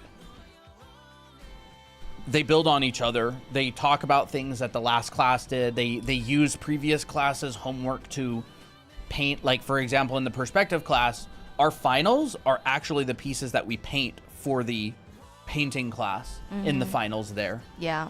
So I guess I'll just show an example. So for instance, this is the final for the perspective class. Then he takes that and he makes a painting of it. And then in the final of the painting class, we actually paint them 3 different ways. 1, 2, 3. And then afterwards we add characters on them. Yep. So that's in the painting class as well. Oh yeah, I bet Fox. Look how cute Miko is here. Yeah, that's Miko. I give her like a little garden basket. So yeah, putting characters in the background, like actually interacting with the background, drawing a crowd. What are they doing? That's all in Colton's painting class in anime art school. When will the next 9 to 12 hour live stream be? That's very specific. I have no idea. I hadn't even thought about it. Honestly, we could probably do that sometime relatively soon. Actually, no, not soon at all, because Christina's gonna have Tomodachi Life, and she's not gonna want to stop playing it. So maybe she'll have it on the side, like I while could stream streaming. it. I could stream it. Haven't seen that. Miko, is that new? Yes, it is new. Lau. I'll show it again. OMG, yes. Right, she's right here. Yeah, this is our anime art school, like the full foundation school. When we say it's big, it's big. It's big. These are like fully done. I'm talking like 110 hours of stuff, like throughout the school. Look at these. These are so cute. Look at Abby. Oh my gosh, it's Abby. Yep. And bro, guess where I got? Imagine Abby was your girlfriend. This is what it would be like. She's like a cute nerd. Yep. Like a cute geek. She's like, oh, you got like this cool, awesome, Nintendo 64 console controller, yeah. I love when you give her teal clothes or details. Yeah, because her main two colors are orange and teal. Can't wait to get in October. Still saving for my trip. Awesome. Nice. Yeah. I would say like every drawing that you make will have a purpose later on. So like even if it looks horrible, don't fret. It'll come in handy later. You got to get them all out. Gotta get them all out. It's like, think about all of the drawings you don't like being the stuff that you have to squeeze out of the tube to get to the good stuff. Yeah. And so you're like, oh no, the front part's crusted up. What, a paint tube? And think about this as well, right? If you draw your entire life a lot, you're actually going to have more good drawings than bad drawings. Yeah, that's very true, actually. What did Bob Ross say? He made like 50,000 paintings or something? I don't remember exactly. It's like just an insane amount. Or it's like in the tens of thousands. Wow. I don't remember what it was. How many paintings did Bob Ross make? Maybe I'm totally wrong on that.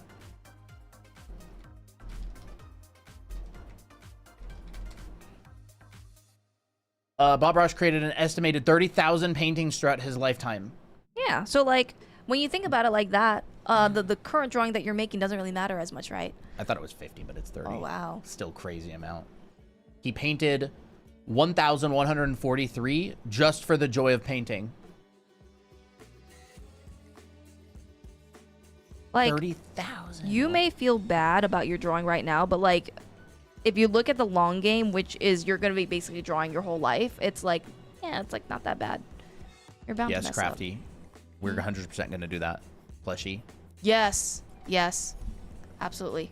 You go live every day? No, but we do go live pretty often. Almost every day. I love your videos on eyes, by the way. Oh, thank you. Yes, we do have a video on anime eyes. People who have been asking about how to draw eyes from different angles. We have a video on that on our YouTube channel. It's called How to Draw Both Eyes at Any Angle. Let's see here. But of course, if you want actual references, you can get yourself one of these. Yeah, these are on our TikTok shop. Available now. Although this guy got a little scuff on his head. I need to wipe it off. Y'all won't have a scuff, don't worry. These are actually currently on sale too. Yep. These are on sale on our TikTok shop. You can go check them out. This is exactly what you will get.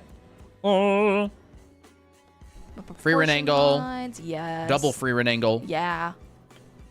YouTube channel is Draw Anime Academy on YouTube. Yeah. I have Aphantasia, so I need a model or reference for everything. Sick. Yeah, that's great. It's perfect. Where can I got it? Our TikTok shop. If you are in the States and you have TikTok shop, you can order them. We ship them out directly. We manufacture them in our house. Yep. And then we ship them out when we get an order.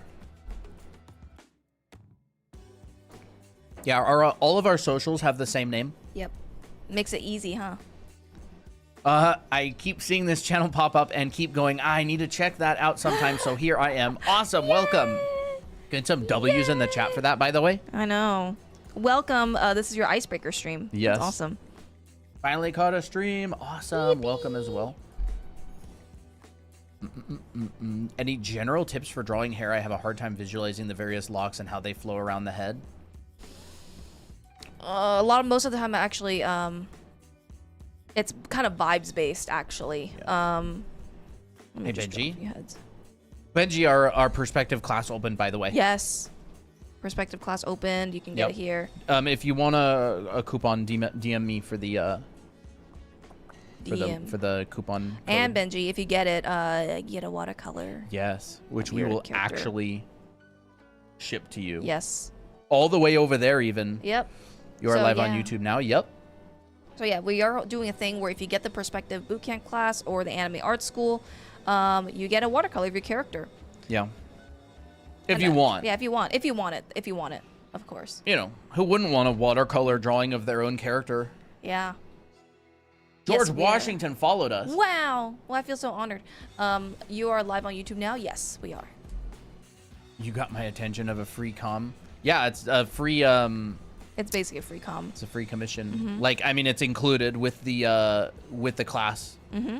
And that's going for both of our things, by the way. So if you get Yeah. anime art school or if you get the perspective live class, if you get both, you get 2 commissions, by the way, or Yeah. two watercolors. I would say if you get anime art school and this, you get extra bonus because you get 2 watercolors and our anime art school students get discounts for live classes. So Yeah, and yeah, I mean, honestly, it's the best deal is for both. You I get 2 agree. watercolors and a discount. on one.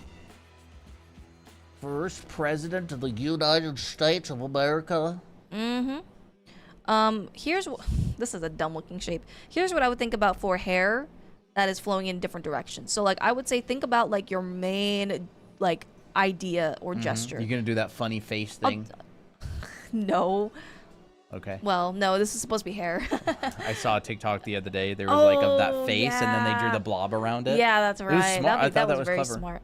So like when you have this idea, you can then say, okay, I want a strand that mimics this shape, but maybe I'll like flare it out a little bit. You are a stylist for your own character. Can you style my hair?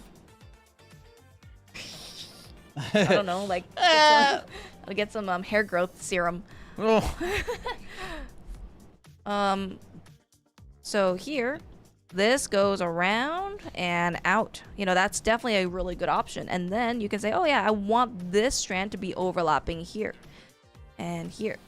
And so maybe there's like some larger shapes in this direction. So hair is designed. So like a lot of the time you kind of just vibe it out. You can't like detailedly plan every single strand. You kind of have to go by muscle memory and also just by like, yeah, what feels good? What feels good at the moment? If I have this right here, what else could I add to it? Well, maybe I can add a few more strands at the bottom. What do we think of 3D models? What They're about great. them? I mean, They're- yeah. they're great. I did a lot of 3D. 3D printed them. 3D did it for work. 3D use it as an use it as a like a underlay for what is underlay? I guess I don't know. Draw on top of it. That's more like it. You know, and then you can say, oh yeah, here's my face. I'm going to turn these locks or locks of hair into bangs. And I'm going to push this out again. Push that out again. That's And- like a superpower. What? Bro, sometimes I have dreams that teach me how to draw like a mini tutorial that I remember. Bro, lucky. I wish I had that, Yeah, that's honestly. crazy. You know what dreams I wish I had more often? I wish I had more dreams of my characters. I never have any dreams of my characters. Is this a boy or a girl? Can Could be either. both. Here's a guy. Just give him some manly shoulders and there's Sephiroth. There you go. What There's about a girl? guy. A girl? Depends on what kind of girl I can make an elegant girl.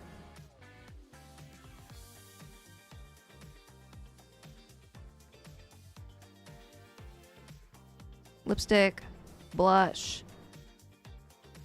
Here's a girl.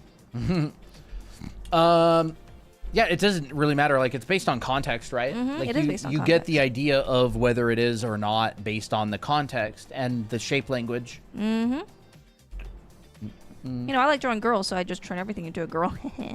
But yeah, when you know the fundamentals and how to tweak things, then you can turn it into anything. Okay, couple on YouTube. Got any tips on getting into flow state and not caring about drawing for many hours on end? Ooh. For me personally, I get like a sketchbook out and I'm just like, I'm going to fill up this sketchbook. And that is my only goal is just to fill up the sketchbook. Like I'm just going to do page after page. If I see a white empty space, I'm filling it. That's kind of how I get into flow state. And I'll listen to an audiobook, but you don't have to, or music. Yeah. And there's any advice for beginners who have trouble staying motivated? I'm learning the basics of drawing, but I get discouraged whenever I look at my stuff because I feel like I'm not improving. You will absolutely improve. You will absolutely improve if you keep drawing and trying stuff and experimenting and trying. Yeah. I would really recommend joining a community. We do have a community on Discord, by the way. I would recommend making friends, drawing together, and just trying to have fun with the piece. Like, don't think about the progress. Think about just discovery and discovering things, right? Having fun. Whoa, I didn't know that before. When you're a beginner, there are so many things you don't know. It's like constant hits of dopamine when you discover something. You're like, oh my gosh, I never knew that before. Oh, I never noticed this about that. It's like the amount of things you've never heard when you're a beginner is very high. So try to focus on those things. Like when you discover something new, when you notice something new, really go, oh my gosh, I'm learning. And learning's a good thing. Yeah, like learning isn't just your drawing looks better. Learning is also like discovering more about the world. Mm-hmm. You know, actually, another thing is drawing doesn't happen with improvement doesn't happen with one drawing at a time. Like, you don't see improvement when you only do like one drawing a day. Improvement happens when you do a bunch of drawings over time, right? So like consistency. It's consistency. It's not like, oh, you'll do a drawing and immediately improve. It's not really like that. So here you go. You can get it there, or you can also go discord.gg/MikiBiki, MIKIBIKI. That's our invite. And you know, improvement comes with just steady practice and consistency. That's really it. You will see improvement over time, but it's not like every drawing you'll see like massive improvement. I mean, unless you have an epiphany, which is great. Yeah. And by the way, like all the advice that we give, there's many ways to successfully solve problems. Like, I don't ever want to like give the impression that my way is the only way. It could be a correct way, and it may not work for some people. Sometimes there's nuance to problems, and we may not understand your nuance exactly. So, you know, keep searching. If you don't like the answer, it's fine. Like, keep searching, keep trying stuff. That's a very good point. We try to answer questions the best that we can, but there are many correct ways to solve most problems. Mm-hmm. That's why when we hear like, oh, should you do the bean or the box method for bodies? It's like either. Works great for both. Yeah. The feeling of having a breakthrough in art is addicting. Yes, it is. Is the hat a statement? I don't know. You tell me. Huh? Any rendering tips? I'm really bad at it. I don't know where to start. You can, if you want to cover that. I love when you give Abby like just a giant forehead. Because she kind of does. It's like the Akira characters. Yeah, she kind of does. Oops.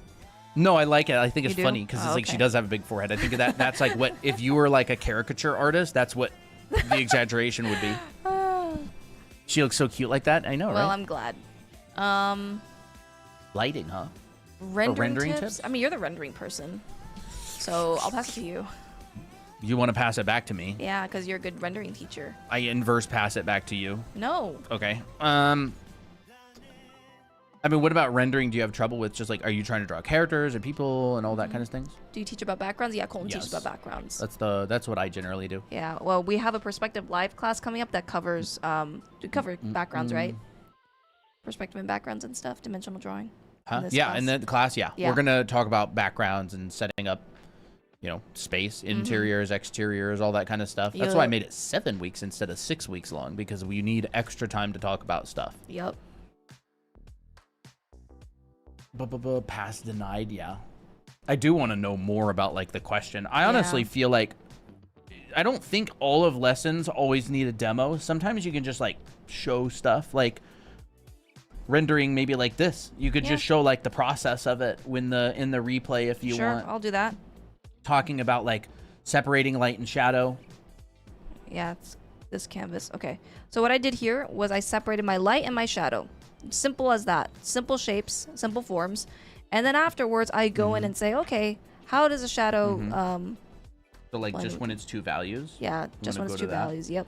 Oops. This part right here is basically the most important part. This is like separating your main objects, your main light, your main shadow. This is super, super important. Yep. Most people will skip this and think, oh, but the rendering is this. Yeah.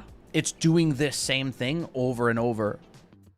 You're adding more and more shapes and refining those shapes. That's it. Like, look how I'm keeping this all very consistent. Yeah. If you squint your eyes, almost nothing changes. Yep. And then it's like just a couple of value groups. You basically have like 4 total value groups. It's like you separate light and dark, and then you split the light into 2, and you split the dark into 2, and then Yep. you keep it that permanently. And then you just kind of refine. You don't add more values. You just refine the edges of what you've already put in. Yep. You crisp them up or soften them, whichever. Let me see if is there more?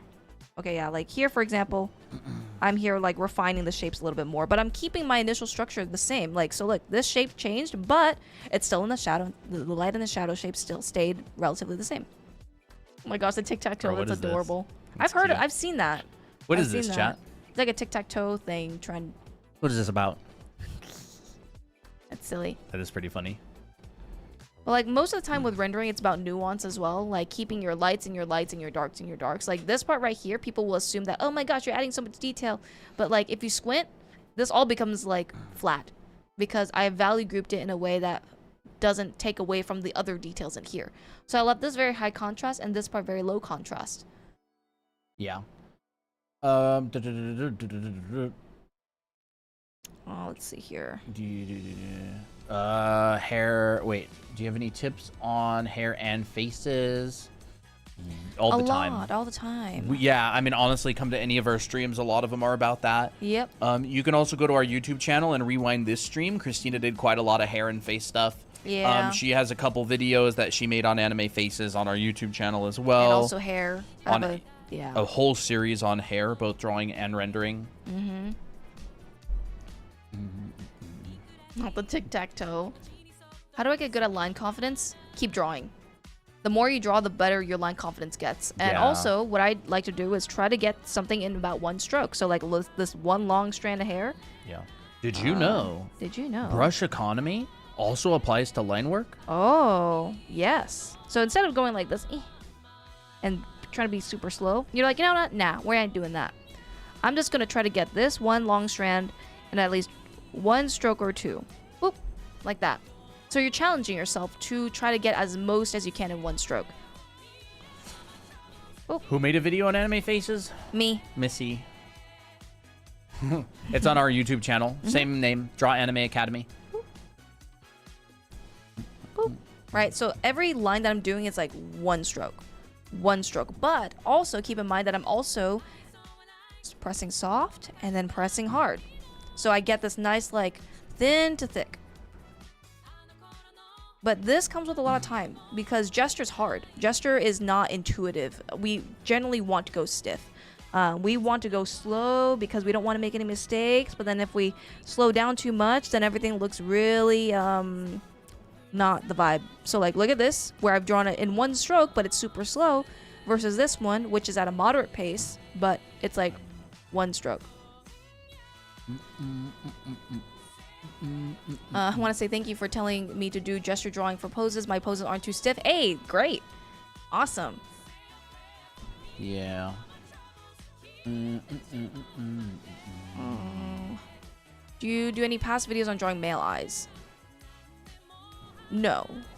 But you would treat it the same way as you would any eye. Like, with male eyes, like, I mean, it depends on how masculine you want it to be. Because male eyes can look great even with a feminine touch. So, like, there's just so many different variations. Like, if you want, like, more serious, keep it narrow if you want. Not a lot of makeup. Maybe keep the pupils a little bit smaller, right? That feels like a more masculine eye than something that's very like lash heavy, right? But there's like so many examples of male eyes that really go against like the norm, right? So I would say look at your girl eyes and basically do the opposite of that. Do you add too much makeup? Tone down the makeup. Do you make your pupils too large and too detailed? Maybe make it less detailed. Basically do the opposite. Try that, perhaps. MJ dancing. Funny. Want to join so bad. I love spaceships and alien lore. Spaceships and alien lore? Hopefully this class comes back, huh? What were we talking about earlier? I don't know. What were we talking about earlier? I don't know. Oh, do you mean the alien, like, on Miki? I don't really understand. I don't know. I would need to, I don't know. When rendering the skin or, like, anything, do you use soft blend or just let the colors flat? You can do either. You can do either, yeah. It's about the separation of light and dark. If you want to blend it together, you can. Perspective live class? Oh, the perspective class with background spaceship stuff? Doesn't have any spaceship? Oh, does it have spaceships? I don't know. I'm not sure. Yeah, TikTok is chaotic. YouTube is organized and demure. They are. Sometimes. YouTube sometimes will be really annoying, like some random spammer will come in, but for the most part. Very well behaved. TikTok's just this... I don't even know, like... It's TikTok like anyone is TikTok. comes and goes. Yeah, like the thing about TikTok is because it's like scrolling based, an impression on YouTube, in order to get into our live stream on YouTube, you have to physically click on the stream. In order to get into the stream on TikTok, you scroll by it. Like you're basically already there. So the views on TikTok will be super high, even though you get like the same amount of impressions, which is like people who see the stream, as YouTube. And YouTube like, I don't have anything against TikTok, obviously. It's just, you know, we've been streaming for 2 years and we understand the differences. But it is very interesting. Some people won't stream on TikTok. They're just like, it's too much hassle. I don't really care that much. It doesn't really bother me. Looks a little bit too cross-eyed.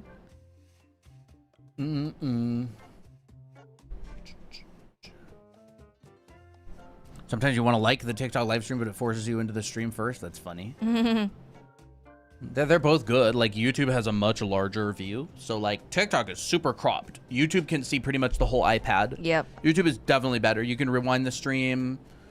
You can see everything. It's definitely better on YouTube. But TikTok is like, I mean, you're on your phone. It's so convenient. Yeah. You can scroll. You can brain rot and then come back.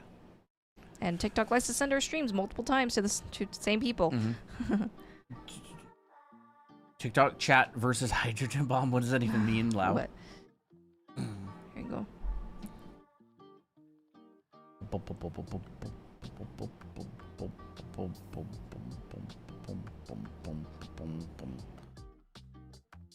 Tips for people who use their finger or thumb on a phone. Don't use your thumb. Don't. Sorry.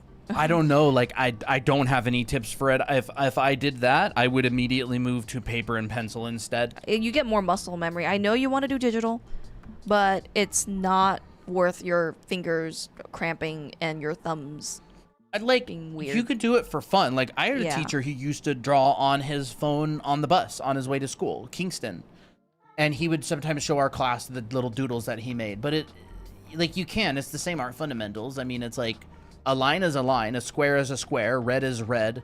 So, like, mediums, it's more about the technicalities of the medium. But if you want to develop your ability to draw, muscle memory and all that stuff, I would, like, me personally, I would immediately just move to traditional. I'd just get a sketchbook and draw on that instead. I don't like drawing on the phone very much. It's too much struggling. Some people do, and that's fine. There's nothing wrong with it. I remember even Kim Jong-gi did a drawing on the phone as part of, like, a promotion for some, like, phone or something. I mean, he drew on everything you draw, but post-it notes and I mean, I don't know. I would say just get a stylus if you really want to draw on your phone. Like, it's not gonna have pen pressure, but at least it's gonna be better than drawing and cramping. My tip is, it's fundamentally the same. You just probably have less choice, like options. Yeah. You probably don't have pen pressure. You probably aren't as accurate, but it could be a fun challenge. I mean, Christina would draw on her phone occasionally a long time ago. I mean, if you want to have less strain, you can also just start with bigger shapes and paint with your fingers. Do some finger painting, perhaps. Yeah.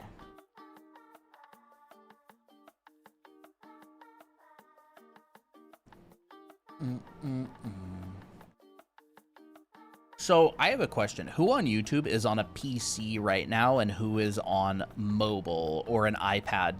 Let us know what kind of device you're on. There's 114 people on YouTube. Maybe we can get like 15 or 20 people to answer. Like, what are you using? You're on a laptop? Laptop, PC? Discord server's right here. Phone? Okay. I never really asked before. PC, Mac, okay. 6x4 Huion I use on my Pixel, okay. iPad, PC. Interesting, a lot of PC. iPad, PC, mobile, usually PC. I'm on my phone. And everybody on TikTok is on the phone. Yeah. Or their Samsung fridge. Mobile, usually PC, phone, PC plus iPad. A poll might be good for that. PC, TV. Okay, TV. I do watch YouTube on TV as well. We got a TV. Let's go. Anybody else here on the TV? Tablet, PC, TV. I didn't even think of that. And here I am. I watch YouTube all the time on our television. Television. Oh, I totally forgot this. My phone overheats too easily. I'm on PC. I'm watching you and drawing at the same time. Oh, someone on TikTok is on the PC. Phone, iPad, TV, and tablet. That's crazy. Wait, how do you get TikTok on the TV? That's crazy. Laptop plus tablet. Okay. Pretty much everybody on TikTok is on phone except a couple people. Sometimes on my projector. That's crazy. Projector, bro. Is anybody watching us in VR? I've legit watched YouTube videos in VR. Like, really? Yeah, it's great. You can go into like this little movie theater and watch, and it's like a big movie screen in front of you. I love it. It's one of my favorite things. So funny. I am. It's funny. Mobile casting to a TV. Okay, VR would be cool. It is cool. Have y'all ever tried VR sculpting or drawing? My sister did that before VR. Yeah, I watched all the How to Train Your Dragon movies in VR. I pretended I was in a movie theater. Yeah. Whoa, when I was in Pasadena. I didn't know that. It was fun. Well, I know that you'd watched it, but I didn't know you watched it in VR.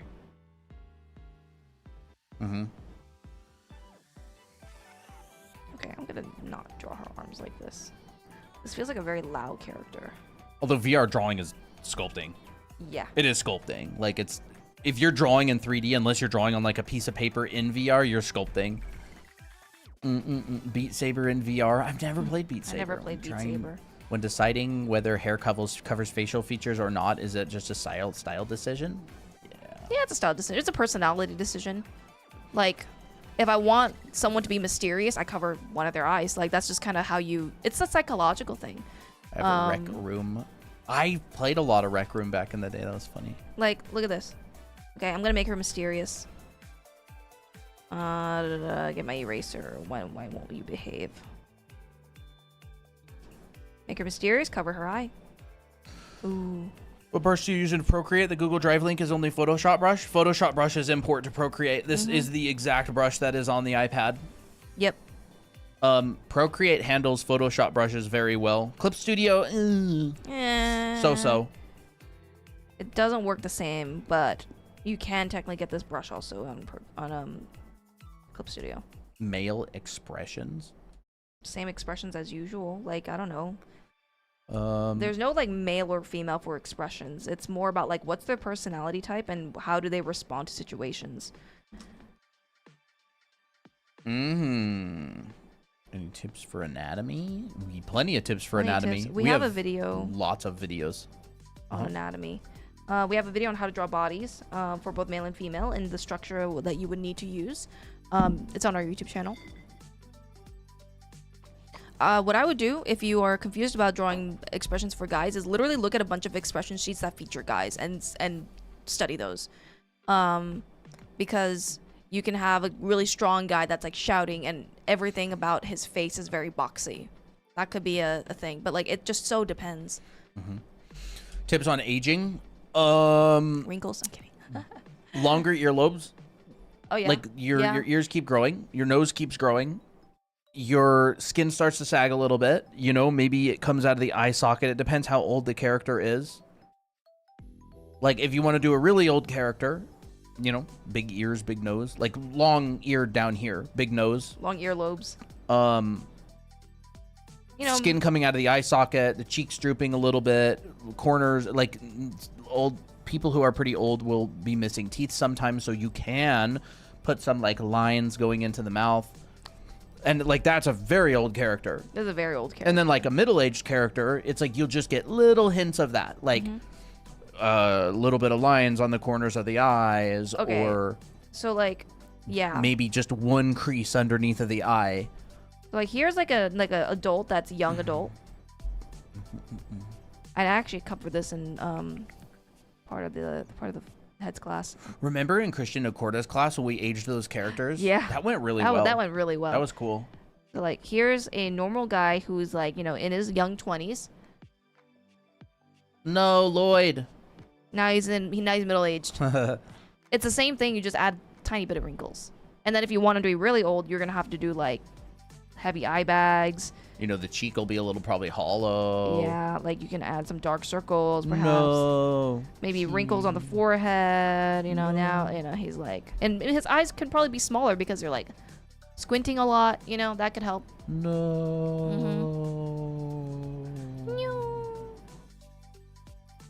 No. He was so good looking. Made him unk. Made him me. I would say for young dude. characters, don't define the wrinkles too much. For older characters, define a little bit more. Like maybe you can increase the cheekbone a bit more. That also increases aging. Facial hair also makes people look older. So like here's someone who's a baby face. Let's add in a mustache. See ya, Benji. Have a He's good old one. now. Bye, Benji. Okay. He old now. But that's just because of facial hair. I would grow out facial hair, but it's so annoying. Stinks. It's annoying. Catches food. And it makes you unk. Who likes facial hair? Not like having it, but think it looks good. I think it looks good, but I prefer your smooth face more. I mean, like, you look really cool with facial hair. Don't get me wrong. You look like, I don't know, a hunk. Not that you don't look like a hunk right now, but I think like when you're soft, it's like, ooh, cute. I like Leon's. Facial hair looks good, but it's inconvenient. It is pretty inconvenient. Yeah. Yes, we are married. It's funny. Look at young versus old Leon Kennedy. Now I'm imagining you with facial hair. No, I already have facial hair. No, you that you don't. always keep talking about. Like, you're like, mustache. I like mustache. I'm like, Oh, we ugh. do grow little mustaches, don't we? Yeah, even women grow mustaches. They're just very faint. They're very faint. You don't have any leg hair. I don't. Christina has no leg hair. Faint leg hair. Nah, you like can see none, it, dude. but like barely anything. I got very lucky in the genetics of that part. Yeah, Kennedy, you're right. Christina's very pretty. Oh, thank you. Thank you. I've been getting a little bit self-conscious of my looks lately. Have you? A little bit. Sometimes I feel like my face is too round. No. That's good shape language. Miko. Yeah, that's true. Or like I'll be like, oh my gosh, my eye bags, and I'm like, no, it's okay. You It's my don't. inner beauty that matters. What brother? Oh, brother, dude. You've been hanging out with my mom too much. Oh yeah. That's not true. Well, thank you. I'm very glad about that. I'm jealous. Oops. Beards look good. Let's go. I don't like It facial hair that much. depends. Sometimes It's I'll just- grow out facial hair. Chat will be like, what? That's why like people always have like beard care because they're like, it does get nasty. Yeah, dude. It does get nasty. Wait, maybe if I grow out a beard, I can get sponsored by... What the heck is it? Dollar Shave Club or something? Our audience is definitely not that demographic, dude. No. Maybe if we gamed Call of Duty or something. It's okay, Christina. My vitiligo on my eyes make my eye bags appear more darker. Oh, really? Is that Applejack? Oh, yeah, I forgot. Tori always has Applejack as her profile picture. Eye bags are just part of my character design. You know, that's a really good way to see it. That's good reframing. That's good reframing. I don't mind the look of eye bags. It's just, I don't know. I think eye bags actually look kind of cool on some people. They make them look more like rugged. I actually do add some eye bags on Ray when I feel like it. Let's see. Love round faces. They are cute. Oh, I'm glad. Lord of the My Rings pressure series. setting. Yeah, I can show my pressure settings. The dwarf women have facial hair. Interesting. Ooh, what was the quote again? I forget. I have no idea what you're talking about. There was a quote in Lord of the Rings where he's like, oh, and the person, there are no dwarf women, or something like that. I don't really know. I don't remember the quote. Here's my pressure settings for the brush on Procreate. It's like this. Dude, we need to start getting people on the channel, interviewing them. I keep forgetting. That's one of the things on my to-do list. I had to set up the perspective class today. Which you can sign up for right now. That took all day, dude. It was a Yeah. lot of work to make all that stuff. The landing page, the checkout, the coupons, the descriptions, the images, all that kind of stuff. We do have a number of people who are lined up to come on the channel. Rodgon, we're going to bring Lane Brown on. We're going to bring on probably Gene again. Gene Bond. Chris Falkenberg, he agreed to come on sometime. Oh, really? Probably some of my old classmates.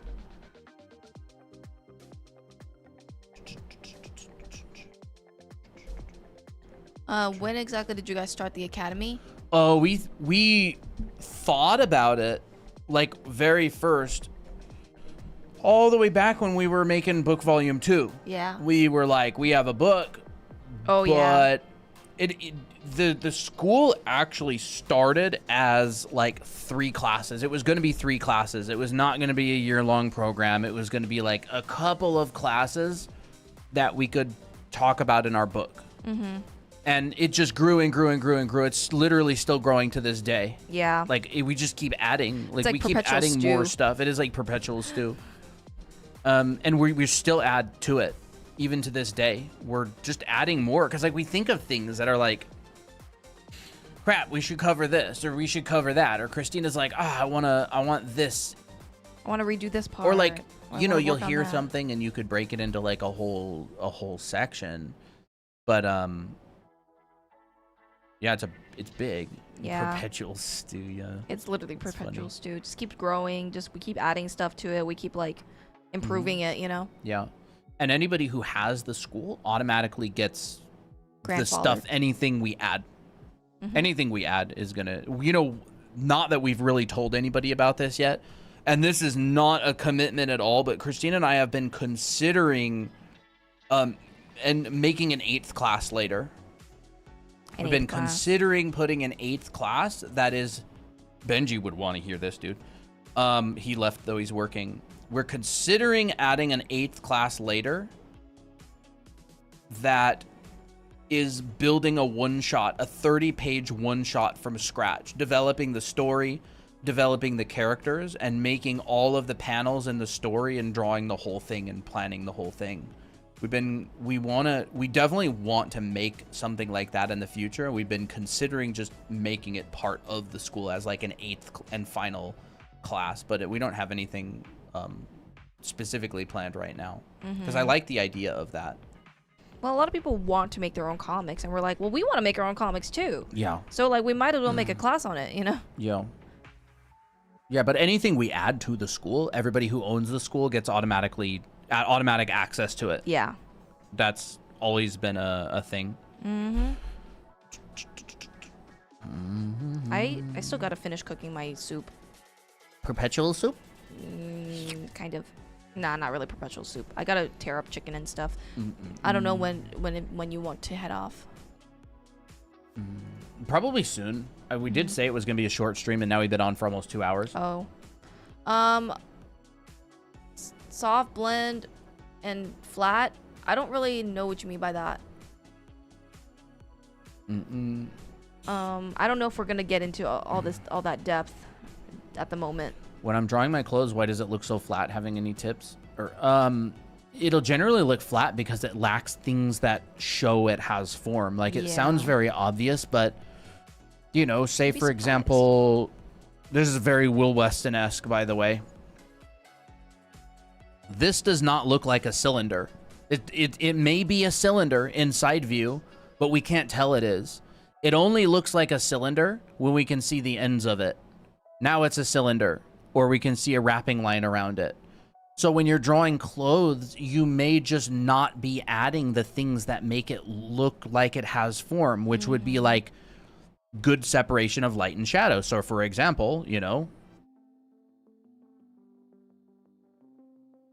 like this would probably look a little bit more like a cylinder if we do something like this. Ooh. Right? We could maybe add a little bit of this. Like this rendering would show that this is a cylinder, and it would especially look like a cylinder if we come in here and we just, you know, maybe add a little bit of a curve to it like that. Can fix this a little bit. How do you do curly hair? This is a problem I've had for a long time. We have a curly hair video, or curly hair tutorials on our TikTok, and we also have a video on how to draw hair that includes curly hair in it in our YouTube channel. So people won't know something's dimensional unless you tell them it's dimensional, and it happens visually. There's a lot of little tricks and things you can use to make stuff look dimensional. It tells people things are dimensional, right? Shadows are one of the things that make things look dimensional. If there's a shadow and there's a lit and a dark side, like this tells your brain it's dimensional, right? We can like, you know, even just something like this. Like, how do you tell that this is a box? Well, this has a little bit of perspective to it, but imagine you just come in here and you go like this. Like now your brain is going, oh, this is a 3D object, because I'm telling you it's 3D by showing you multiple sides, and it's like, it works out. So if you're drawing clothes, if you're drawing anything, like people can't tell something is 3D unless you specifically like visually show them that it is 3D. So with folds, or like with, I don't know, say like a diaper fold, like we may have some of this at the end. Like this is the end of the cylinder, by the way. This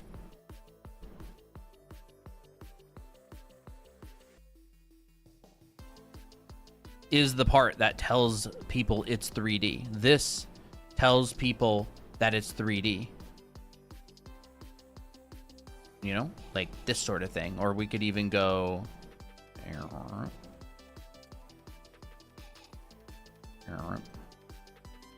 you have to make sound effects. Like I can't. It happens subconsciously. I can't even control it.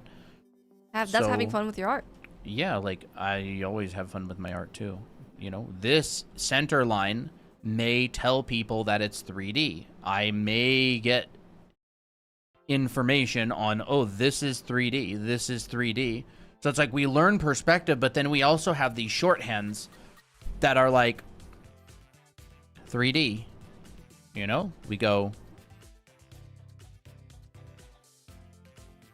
you see the backside of something, your brain goes, that's 3D. I can tell, right? So this has no depth. This has some depth. Let's just go, too close. We have two sides. This is very, very Will Weston, by the way. Like a teacher of ours, this was one of his demos, you know, this is flat. This has one side. This has two sides. This has, let's just do this. Ooh. This has three sides. It's not a box. It's just an object that you see three sides of. 1, 2, 3. This tells your brain that it's 3D. And so you use these things to tell brains that they're 3D. And like another example is with boxes. Like if you see one side of a box, it's not very deep. There's not a lot of depth to it. If you see two sides of a box, there's something there. There's some depth to it. And if you see three sides of a box, this has the most depth. And so this is naturally how you see the world, right? 1, 2, 1, 2, 3. This is naturally how you see the world. This is a building far away or a mountain, right? Like there's a road. Here's a fence. Whatever. Here's a mountain that you see one side of. And so it's like, maybe you'll see more of this, and I don't know, more of that as it comes towards you. It's like your brain, you see the world this way, right? Not that this is to scale by any means, but you know what I mean, right? It's like, oh, here's clouds far away, one side. Here's clouds a little bit closer. Two sides. Here's clouds really close. And then we could go, maybe we'll show this, maybe we'll show that, maybe we'll show, you know, two sides back here. But like as this gets closer, it's like more. And it's like your brain just recognizes this stuff as depth. It doesn't have to be perfectly accurate. It's just like it knows what it's seeing. And so it's the same with clothes. Like, you know, you add form to cloth and it's like in, out, in, out, in. That could be a good short. Right? It's like your brain goes, ah, okay, this is three-dimensional because, you know, maybe we have this and this like comes out behind it. And then this one, I don't know, goes like this. Right? We're showing back sides, we're showing front sides of things. And then whatever, we can have like, it's like your brain goes, ah, that's 3D because I can see multiple sides of it and things are overlapping. Intersections that are like this tells your brain that it's 3D. And here's another Will Weston one. Your brain perceives this as depth. And your brain perceives this as graphic. It's because of this like little stair stepping here. Your brain just goes, there's depth. There's depth here. It's just it's like cats chase things that move fast. Your brain does the same thing. It sees this as depth. It's just like how our brains Going work. back in space. Yeah, it sees this as going back in space. Any tip on how to reset my mindset? I've been drawing for many years and I'm still bad. I don't have the novelty of a beginner nor the skill of a pro. I want to keep going, but I don't like what I draw. It's on YouTube. Reset my mindset, drawing for many years. I mean, I like to think a lifetime beginner. Like, I like to think of myself as a beginner, like compared to someone who's super good, you know, if I compare me to like Craig Mullins or a pro who's been working for ages, like James Gurney or something. Like, I like, you know, the mindset of being perpetually a beginner. And it doesn't matter. Like, you're always a beginner. That's fine. Like, there's always stuff we don't know. You're always a beginner at something you're not familiar with. Yeah. And so it's like there's literally nothing wrong with being a beginner. Like, that's the funnest time. That's the coolest time. And it's like, that's how I think about it. Like, I also don't really think about, well, when I was just purely drawing, I didn't even think about the concept of bad. Yeah. Like, that just doesn't exist because that's normal, if that makes sense. Like, when you start drawing and you're just continuing to draw, like, your stuff is going to look not very good, but like, you don't think about if it's good or bad. I don't know how to describe it. I had so many bad drawings, like, but I didn't even think about the fact that they were like, oh my gosh, it's not perfect. Yeah, it's like we're kind of constantly trying to get rid of this evaluation of the value of your art. It's like, just create art because you enjoy it, and try to step away from this like evaluation where you attach your worth to it. Yeah. It's like, just draw because you like it and try to improve because you find it fun to learn stuff, and just forever consider yourself a beginner. Like, even I was watching an Aaron Blaze stream recently, and he was talking about how he's just like, oh my gosh, I just have so much to learn. He's literally like, Disney guy, was the artist behind Brother Bear, a legend. I'm sure a lot of you know him. And he was just like, oh my gosh, like, I still have so much to learn. Well, there's it's like, also if he considers, like, you know, I mean, he's seasoned, obviously. I don't know if he considers himself a beginner, but like, he's in the mindset of like learning. Nothing wrong with it. Yeah. Like, you will not be held back ever by considering yourself just forever a beginner and staying excited about learning. Yeah. Well, I think another thing is that, like, when you say, oh, you're still bad, or oh, this, it's because like you're setting this expectation of where you think you should be, but like you are where you are right now. Like, that's okay to be bad. Like, it's Mm-hmm. okay to, like, be bad.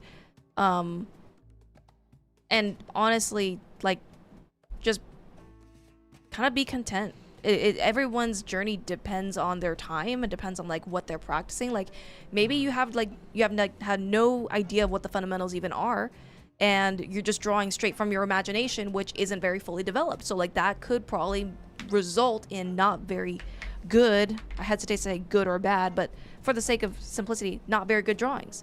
That could be a reason, right? But it's not because you are doing anything wrong. It's just you need a direction and you need a lot of practice and drawing. So, like, you will not get any worse if you keep drawing.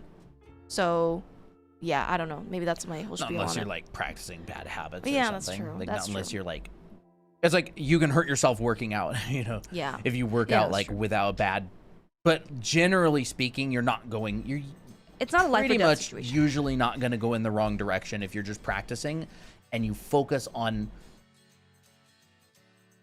exploring and discovering. Yeah, people sometimes do get like locked into these paths that they like, you're just like, the art actually has gotten like less appealing. I don't want to say bad or worse because it just depends, but like generally less appealing. And I don't really think there's anything wrong with that. I guess the only thing wrong would be is if they want it to become more appealing generally and it's doing the opposite. It's all about your goals, right? If people Yeah. are really happy with the direction that they're going in, then that's totally great. Like, that's fine. Like, doesn't matter what anybody else thinks. Like a regression, not necessarily regression. It's more like, okay, I don't know how to say it other than, like, you know, someone has like a very appealing style at first, but then like gradually it kind of just becomes a little bit weird, and maybe it's just because their tastes have changed and they're not necessarily making, like, I don't know how to say it other than that. It's like this trope of people who go to art school and come out worse. Yeah. Like you see that joked about a lot, and not that I necessarily always agree with it, but like a lot of the time I think the joke honestly comes from professors kind of like pigeonholing students into specific directions and really pushing them to go there. But again, it depends on what the student wants. I just don't really think about it that way. It's like, just have fun with it. Like, Just have I try to focus more on having fun than thinking about what level I'm at, and you know, like, that's kind of what I think about. I would say when I start thinking about what level am I at, like, at first it might feel productive, but like in the end, in the long run, you're just inviting more anxiety like in your life. not being able to sleep because you keep thinking about how much sleep you're going to Yeah, get. it's like it's literally like that. Not being able to enjoy art because you keep thinking about the level that you're at instead of just Just proceeding. And it does learning. take practice. Yeah. Like, you know, how do you just draw without the overthinking process of what technique to use and having to learn every technique first? It's because you can't do everything at once. It's like the overthinking, or maybe like living in the future, like where you should be, and guilt tripping yourself. It's just like, you can't draw everything right now. You can only draw one line at a time. Yeah, that's And so it's like, you're not physically capable of doing everything. Like, you can't learn perspective and color and anatomy and figure drawing and gesture and design and character expressions at the same time. It's like, impossible. yeah, you can't learn all those at the same time. You'd have to do one and then move on to the other. Yeah. Like, you have to get a general, like, level. Like, if you want to focus on characters, like, focus on the anatomy, you know, or not, focus on the forms and the person and the proportions, and then just, like, every time when we're doing figure drawing, I'm always having you guys do one step at a time. Focus on one section of the drawing, then move on to the next, then move on to the next. So you're breaking all these processes down so you're not overwhelming your brain. Yeah. Like, that's what you have to do, because, like, our brain can't hold that much information at once. So, like, pick a direction. Doesn't matter whatever direction. Like, if you want to get better at environments, like, learn the perspective, learn how to construct boxes and modifying them. But you don't have to go like, oh my gosh, but in order to do a piece, I have to master everything first. Like, that's it's just not. It kind of goes against the spirit of just having fun. Like, Yeah, part of the exactly. reason we started our Anime Academy in the first place is because I was kind of tired. I come from the concept industry and like the professional, quote, industry with illustrators and concept artists, and there's like a lot of sweats and a lot of like tryhards, and it's a very serious a lot of the time. Not to say it all is, but I wanted to get away from that. I wanted to be less of a sweat with art, and I wanted to feel like I was a kid again with drawing and creating and coming up with stories. And then obviously I want to also get good because I want other people to enjoy my art and stories and what we do. But that's like honestly why we started this, is because it's like we literally just want to go back to having fun. Like, I don't want art to turn into this sweaty Hardcore. meta gamer thing where it's like, what's the best way to do anatomy? How do I become insane as short as possible? Like, if I'm playing a game to have fun, I'm not thinking about how do I get as good as possible, as fast as possible. It's like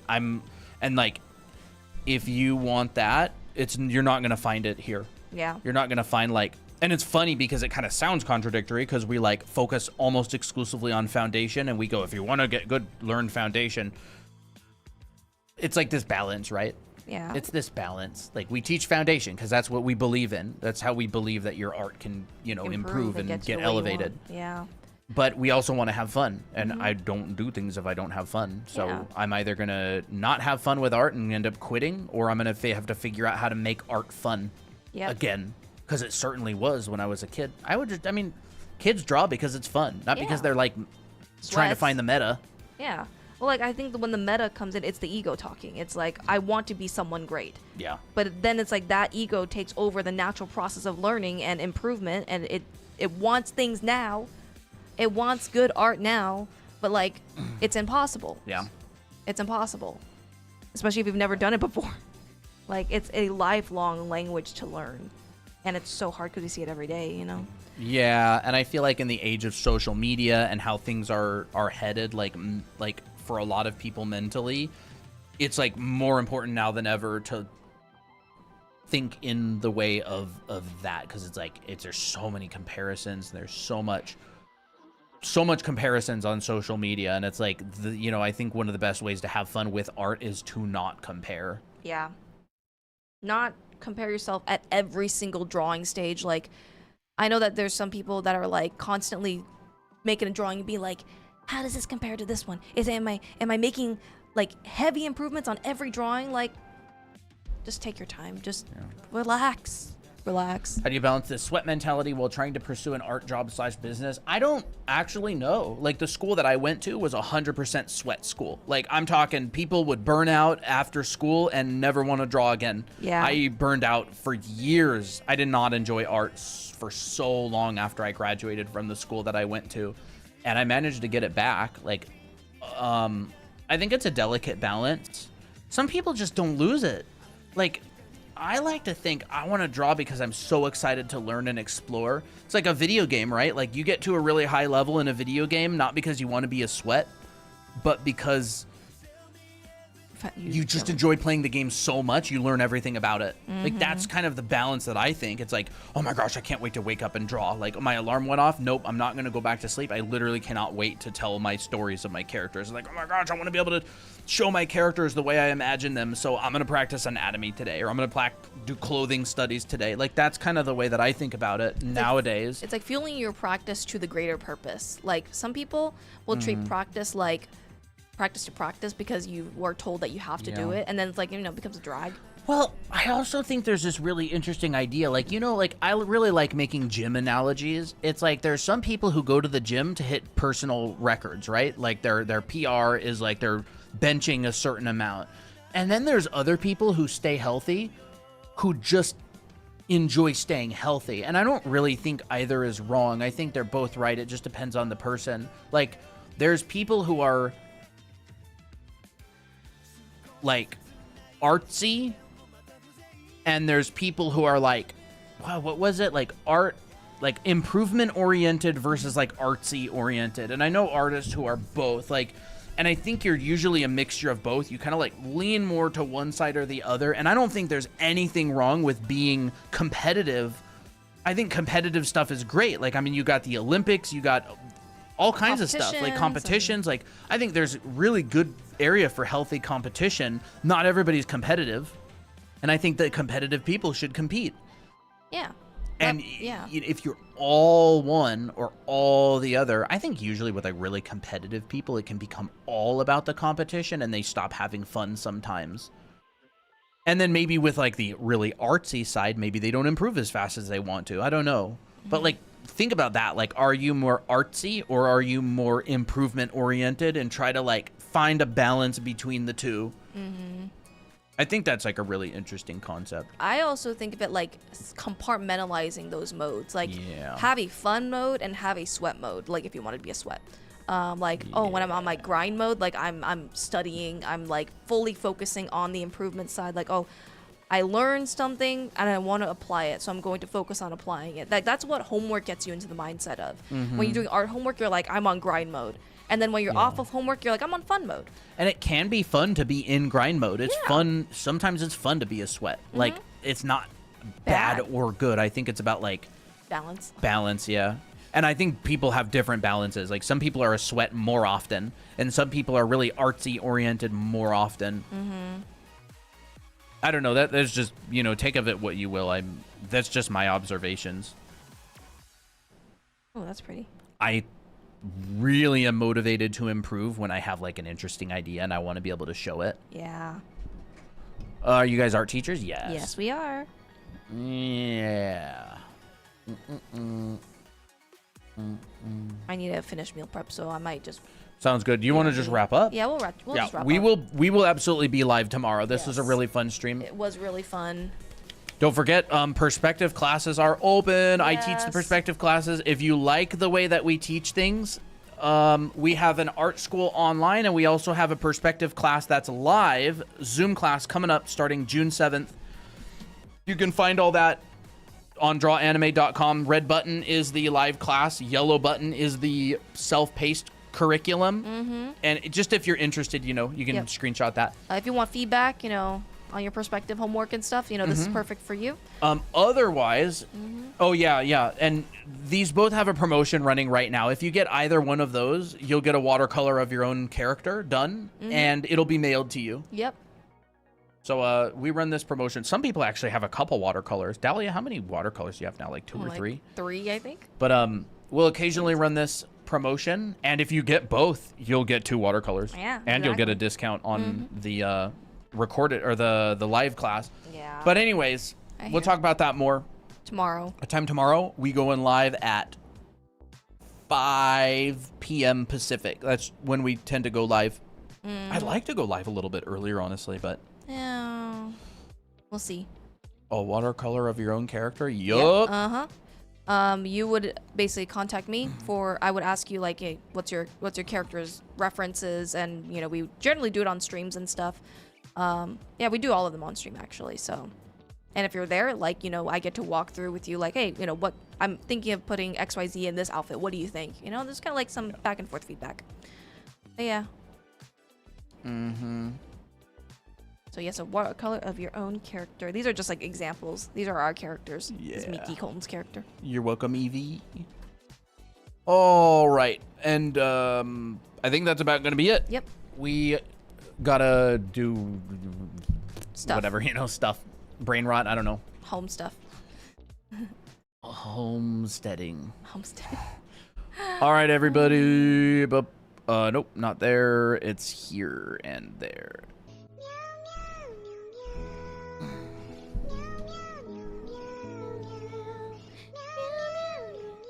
Let me put him to something pretty.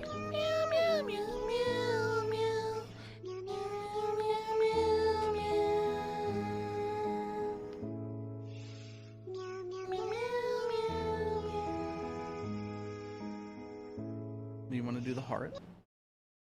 Bye, All right, everybody. Bye-bye. Thank you. Bye. See ya. See you tomorrow. See ya. Bye-bye. I hear an alarm going off. That is your alarm. That's my alarm. Garbage alarm. Bye-bye, chat.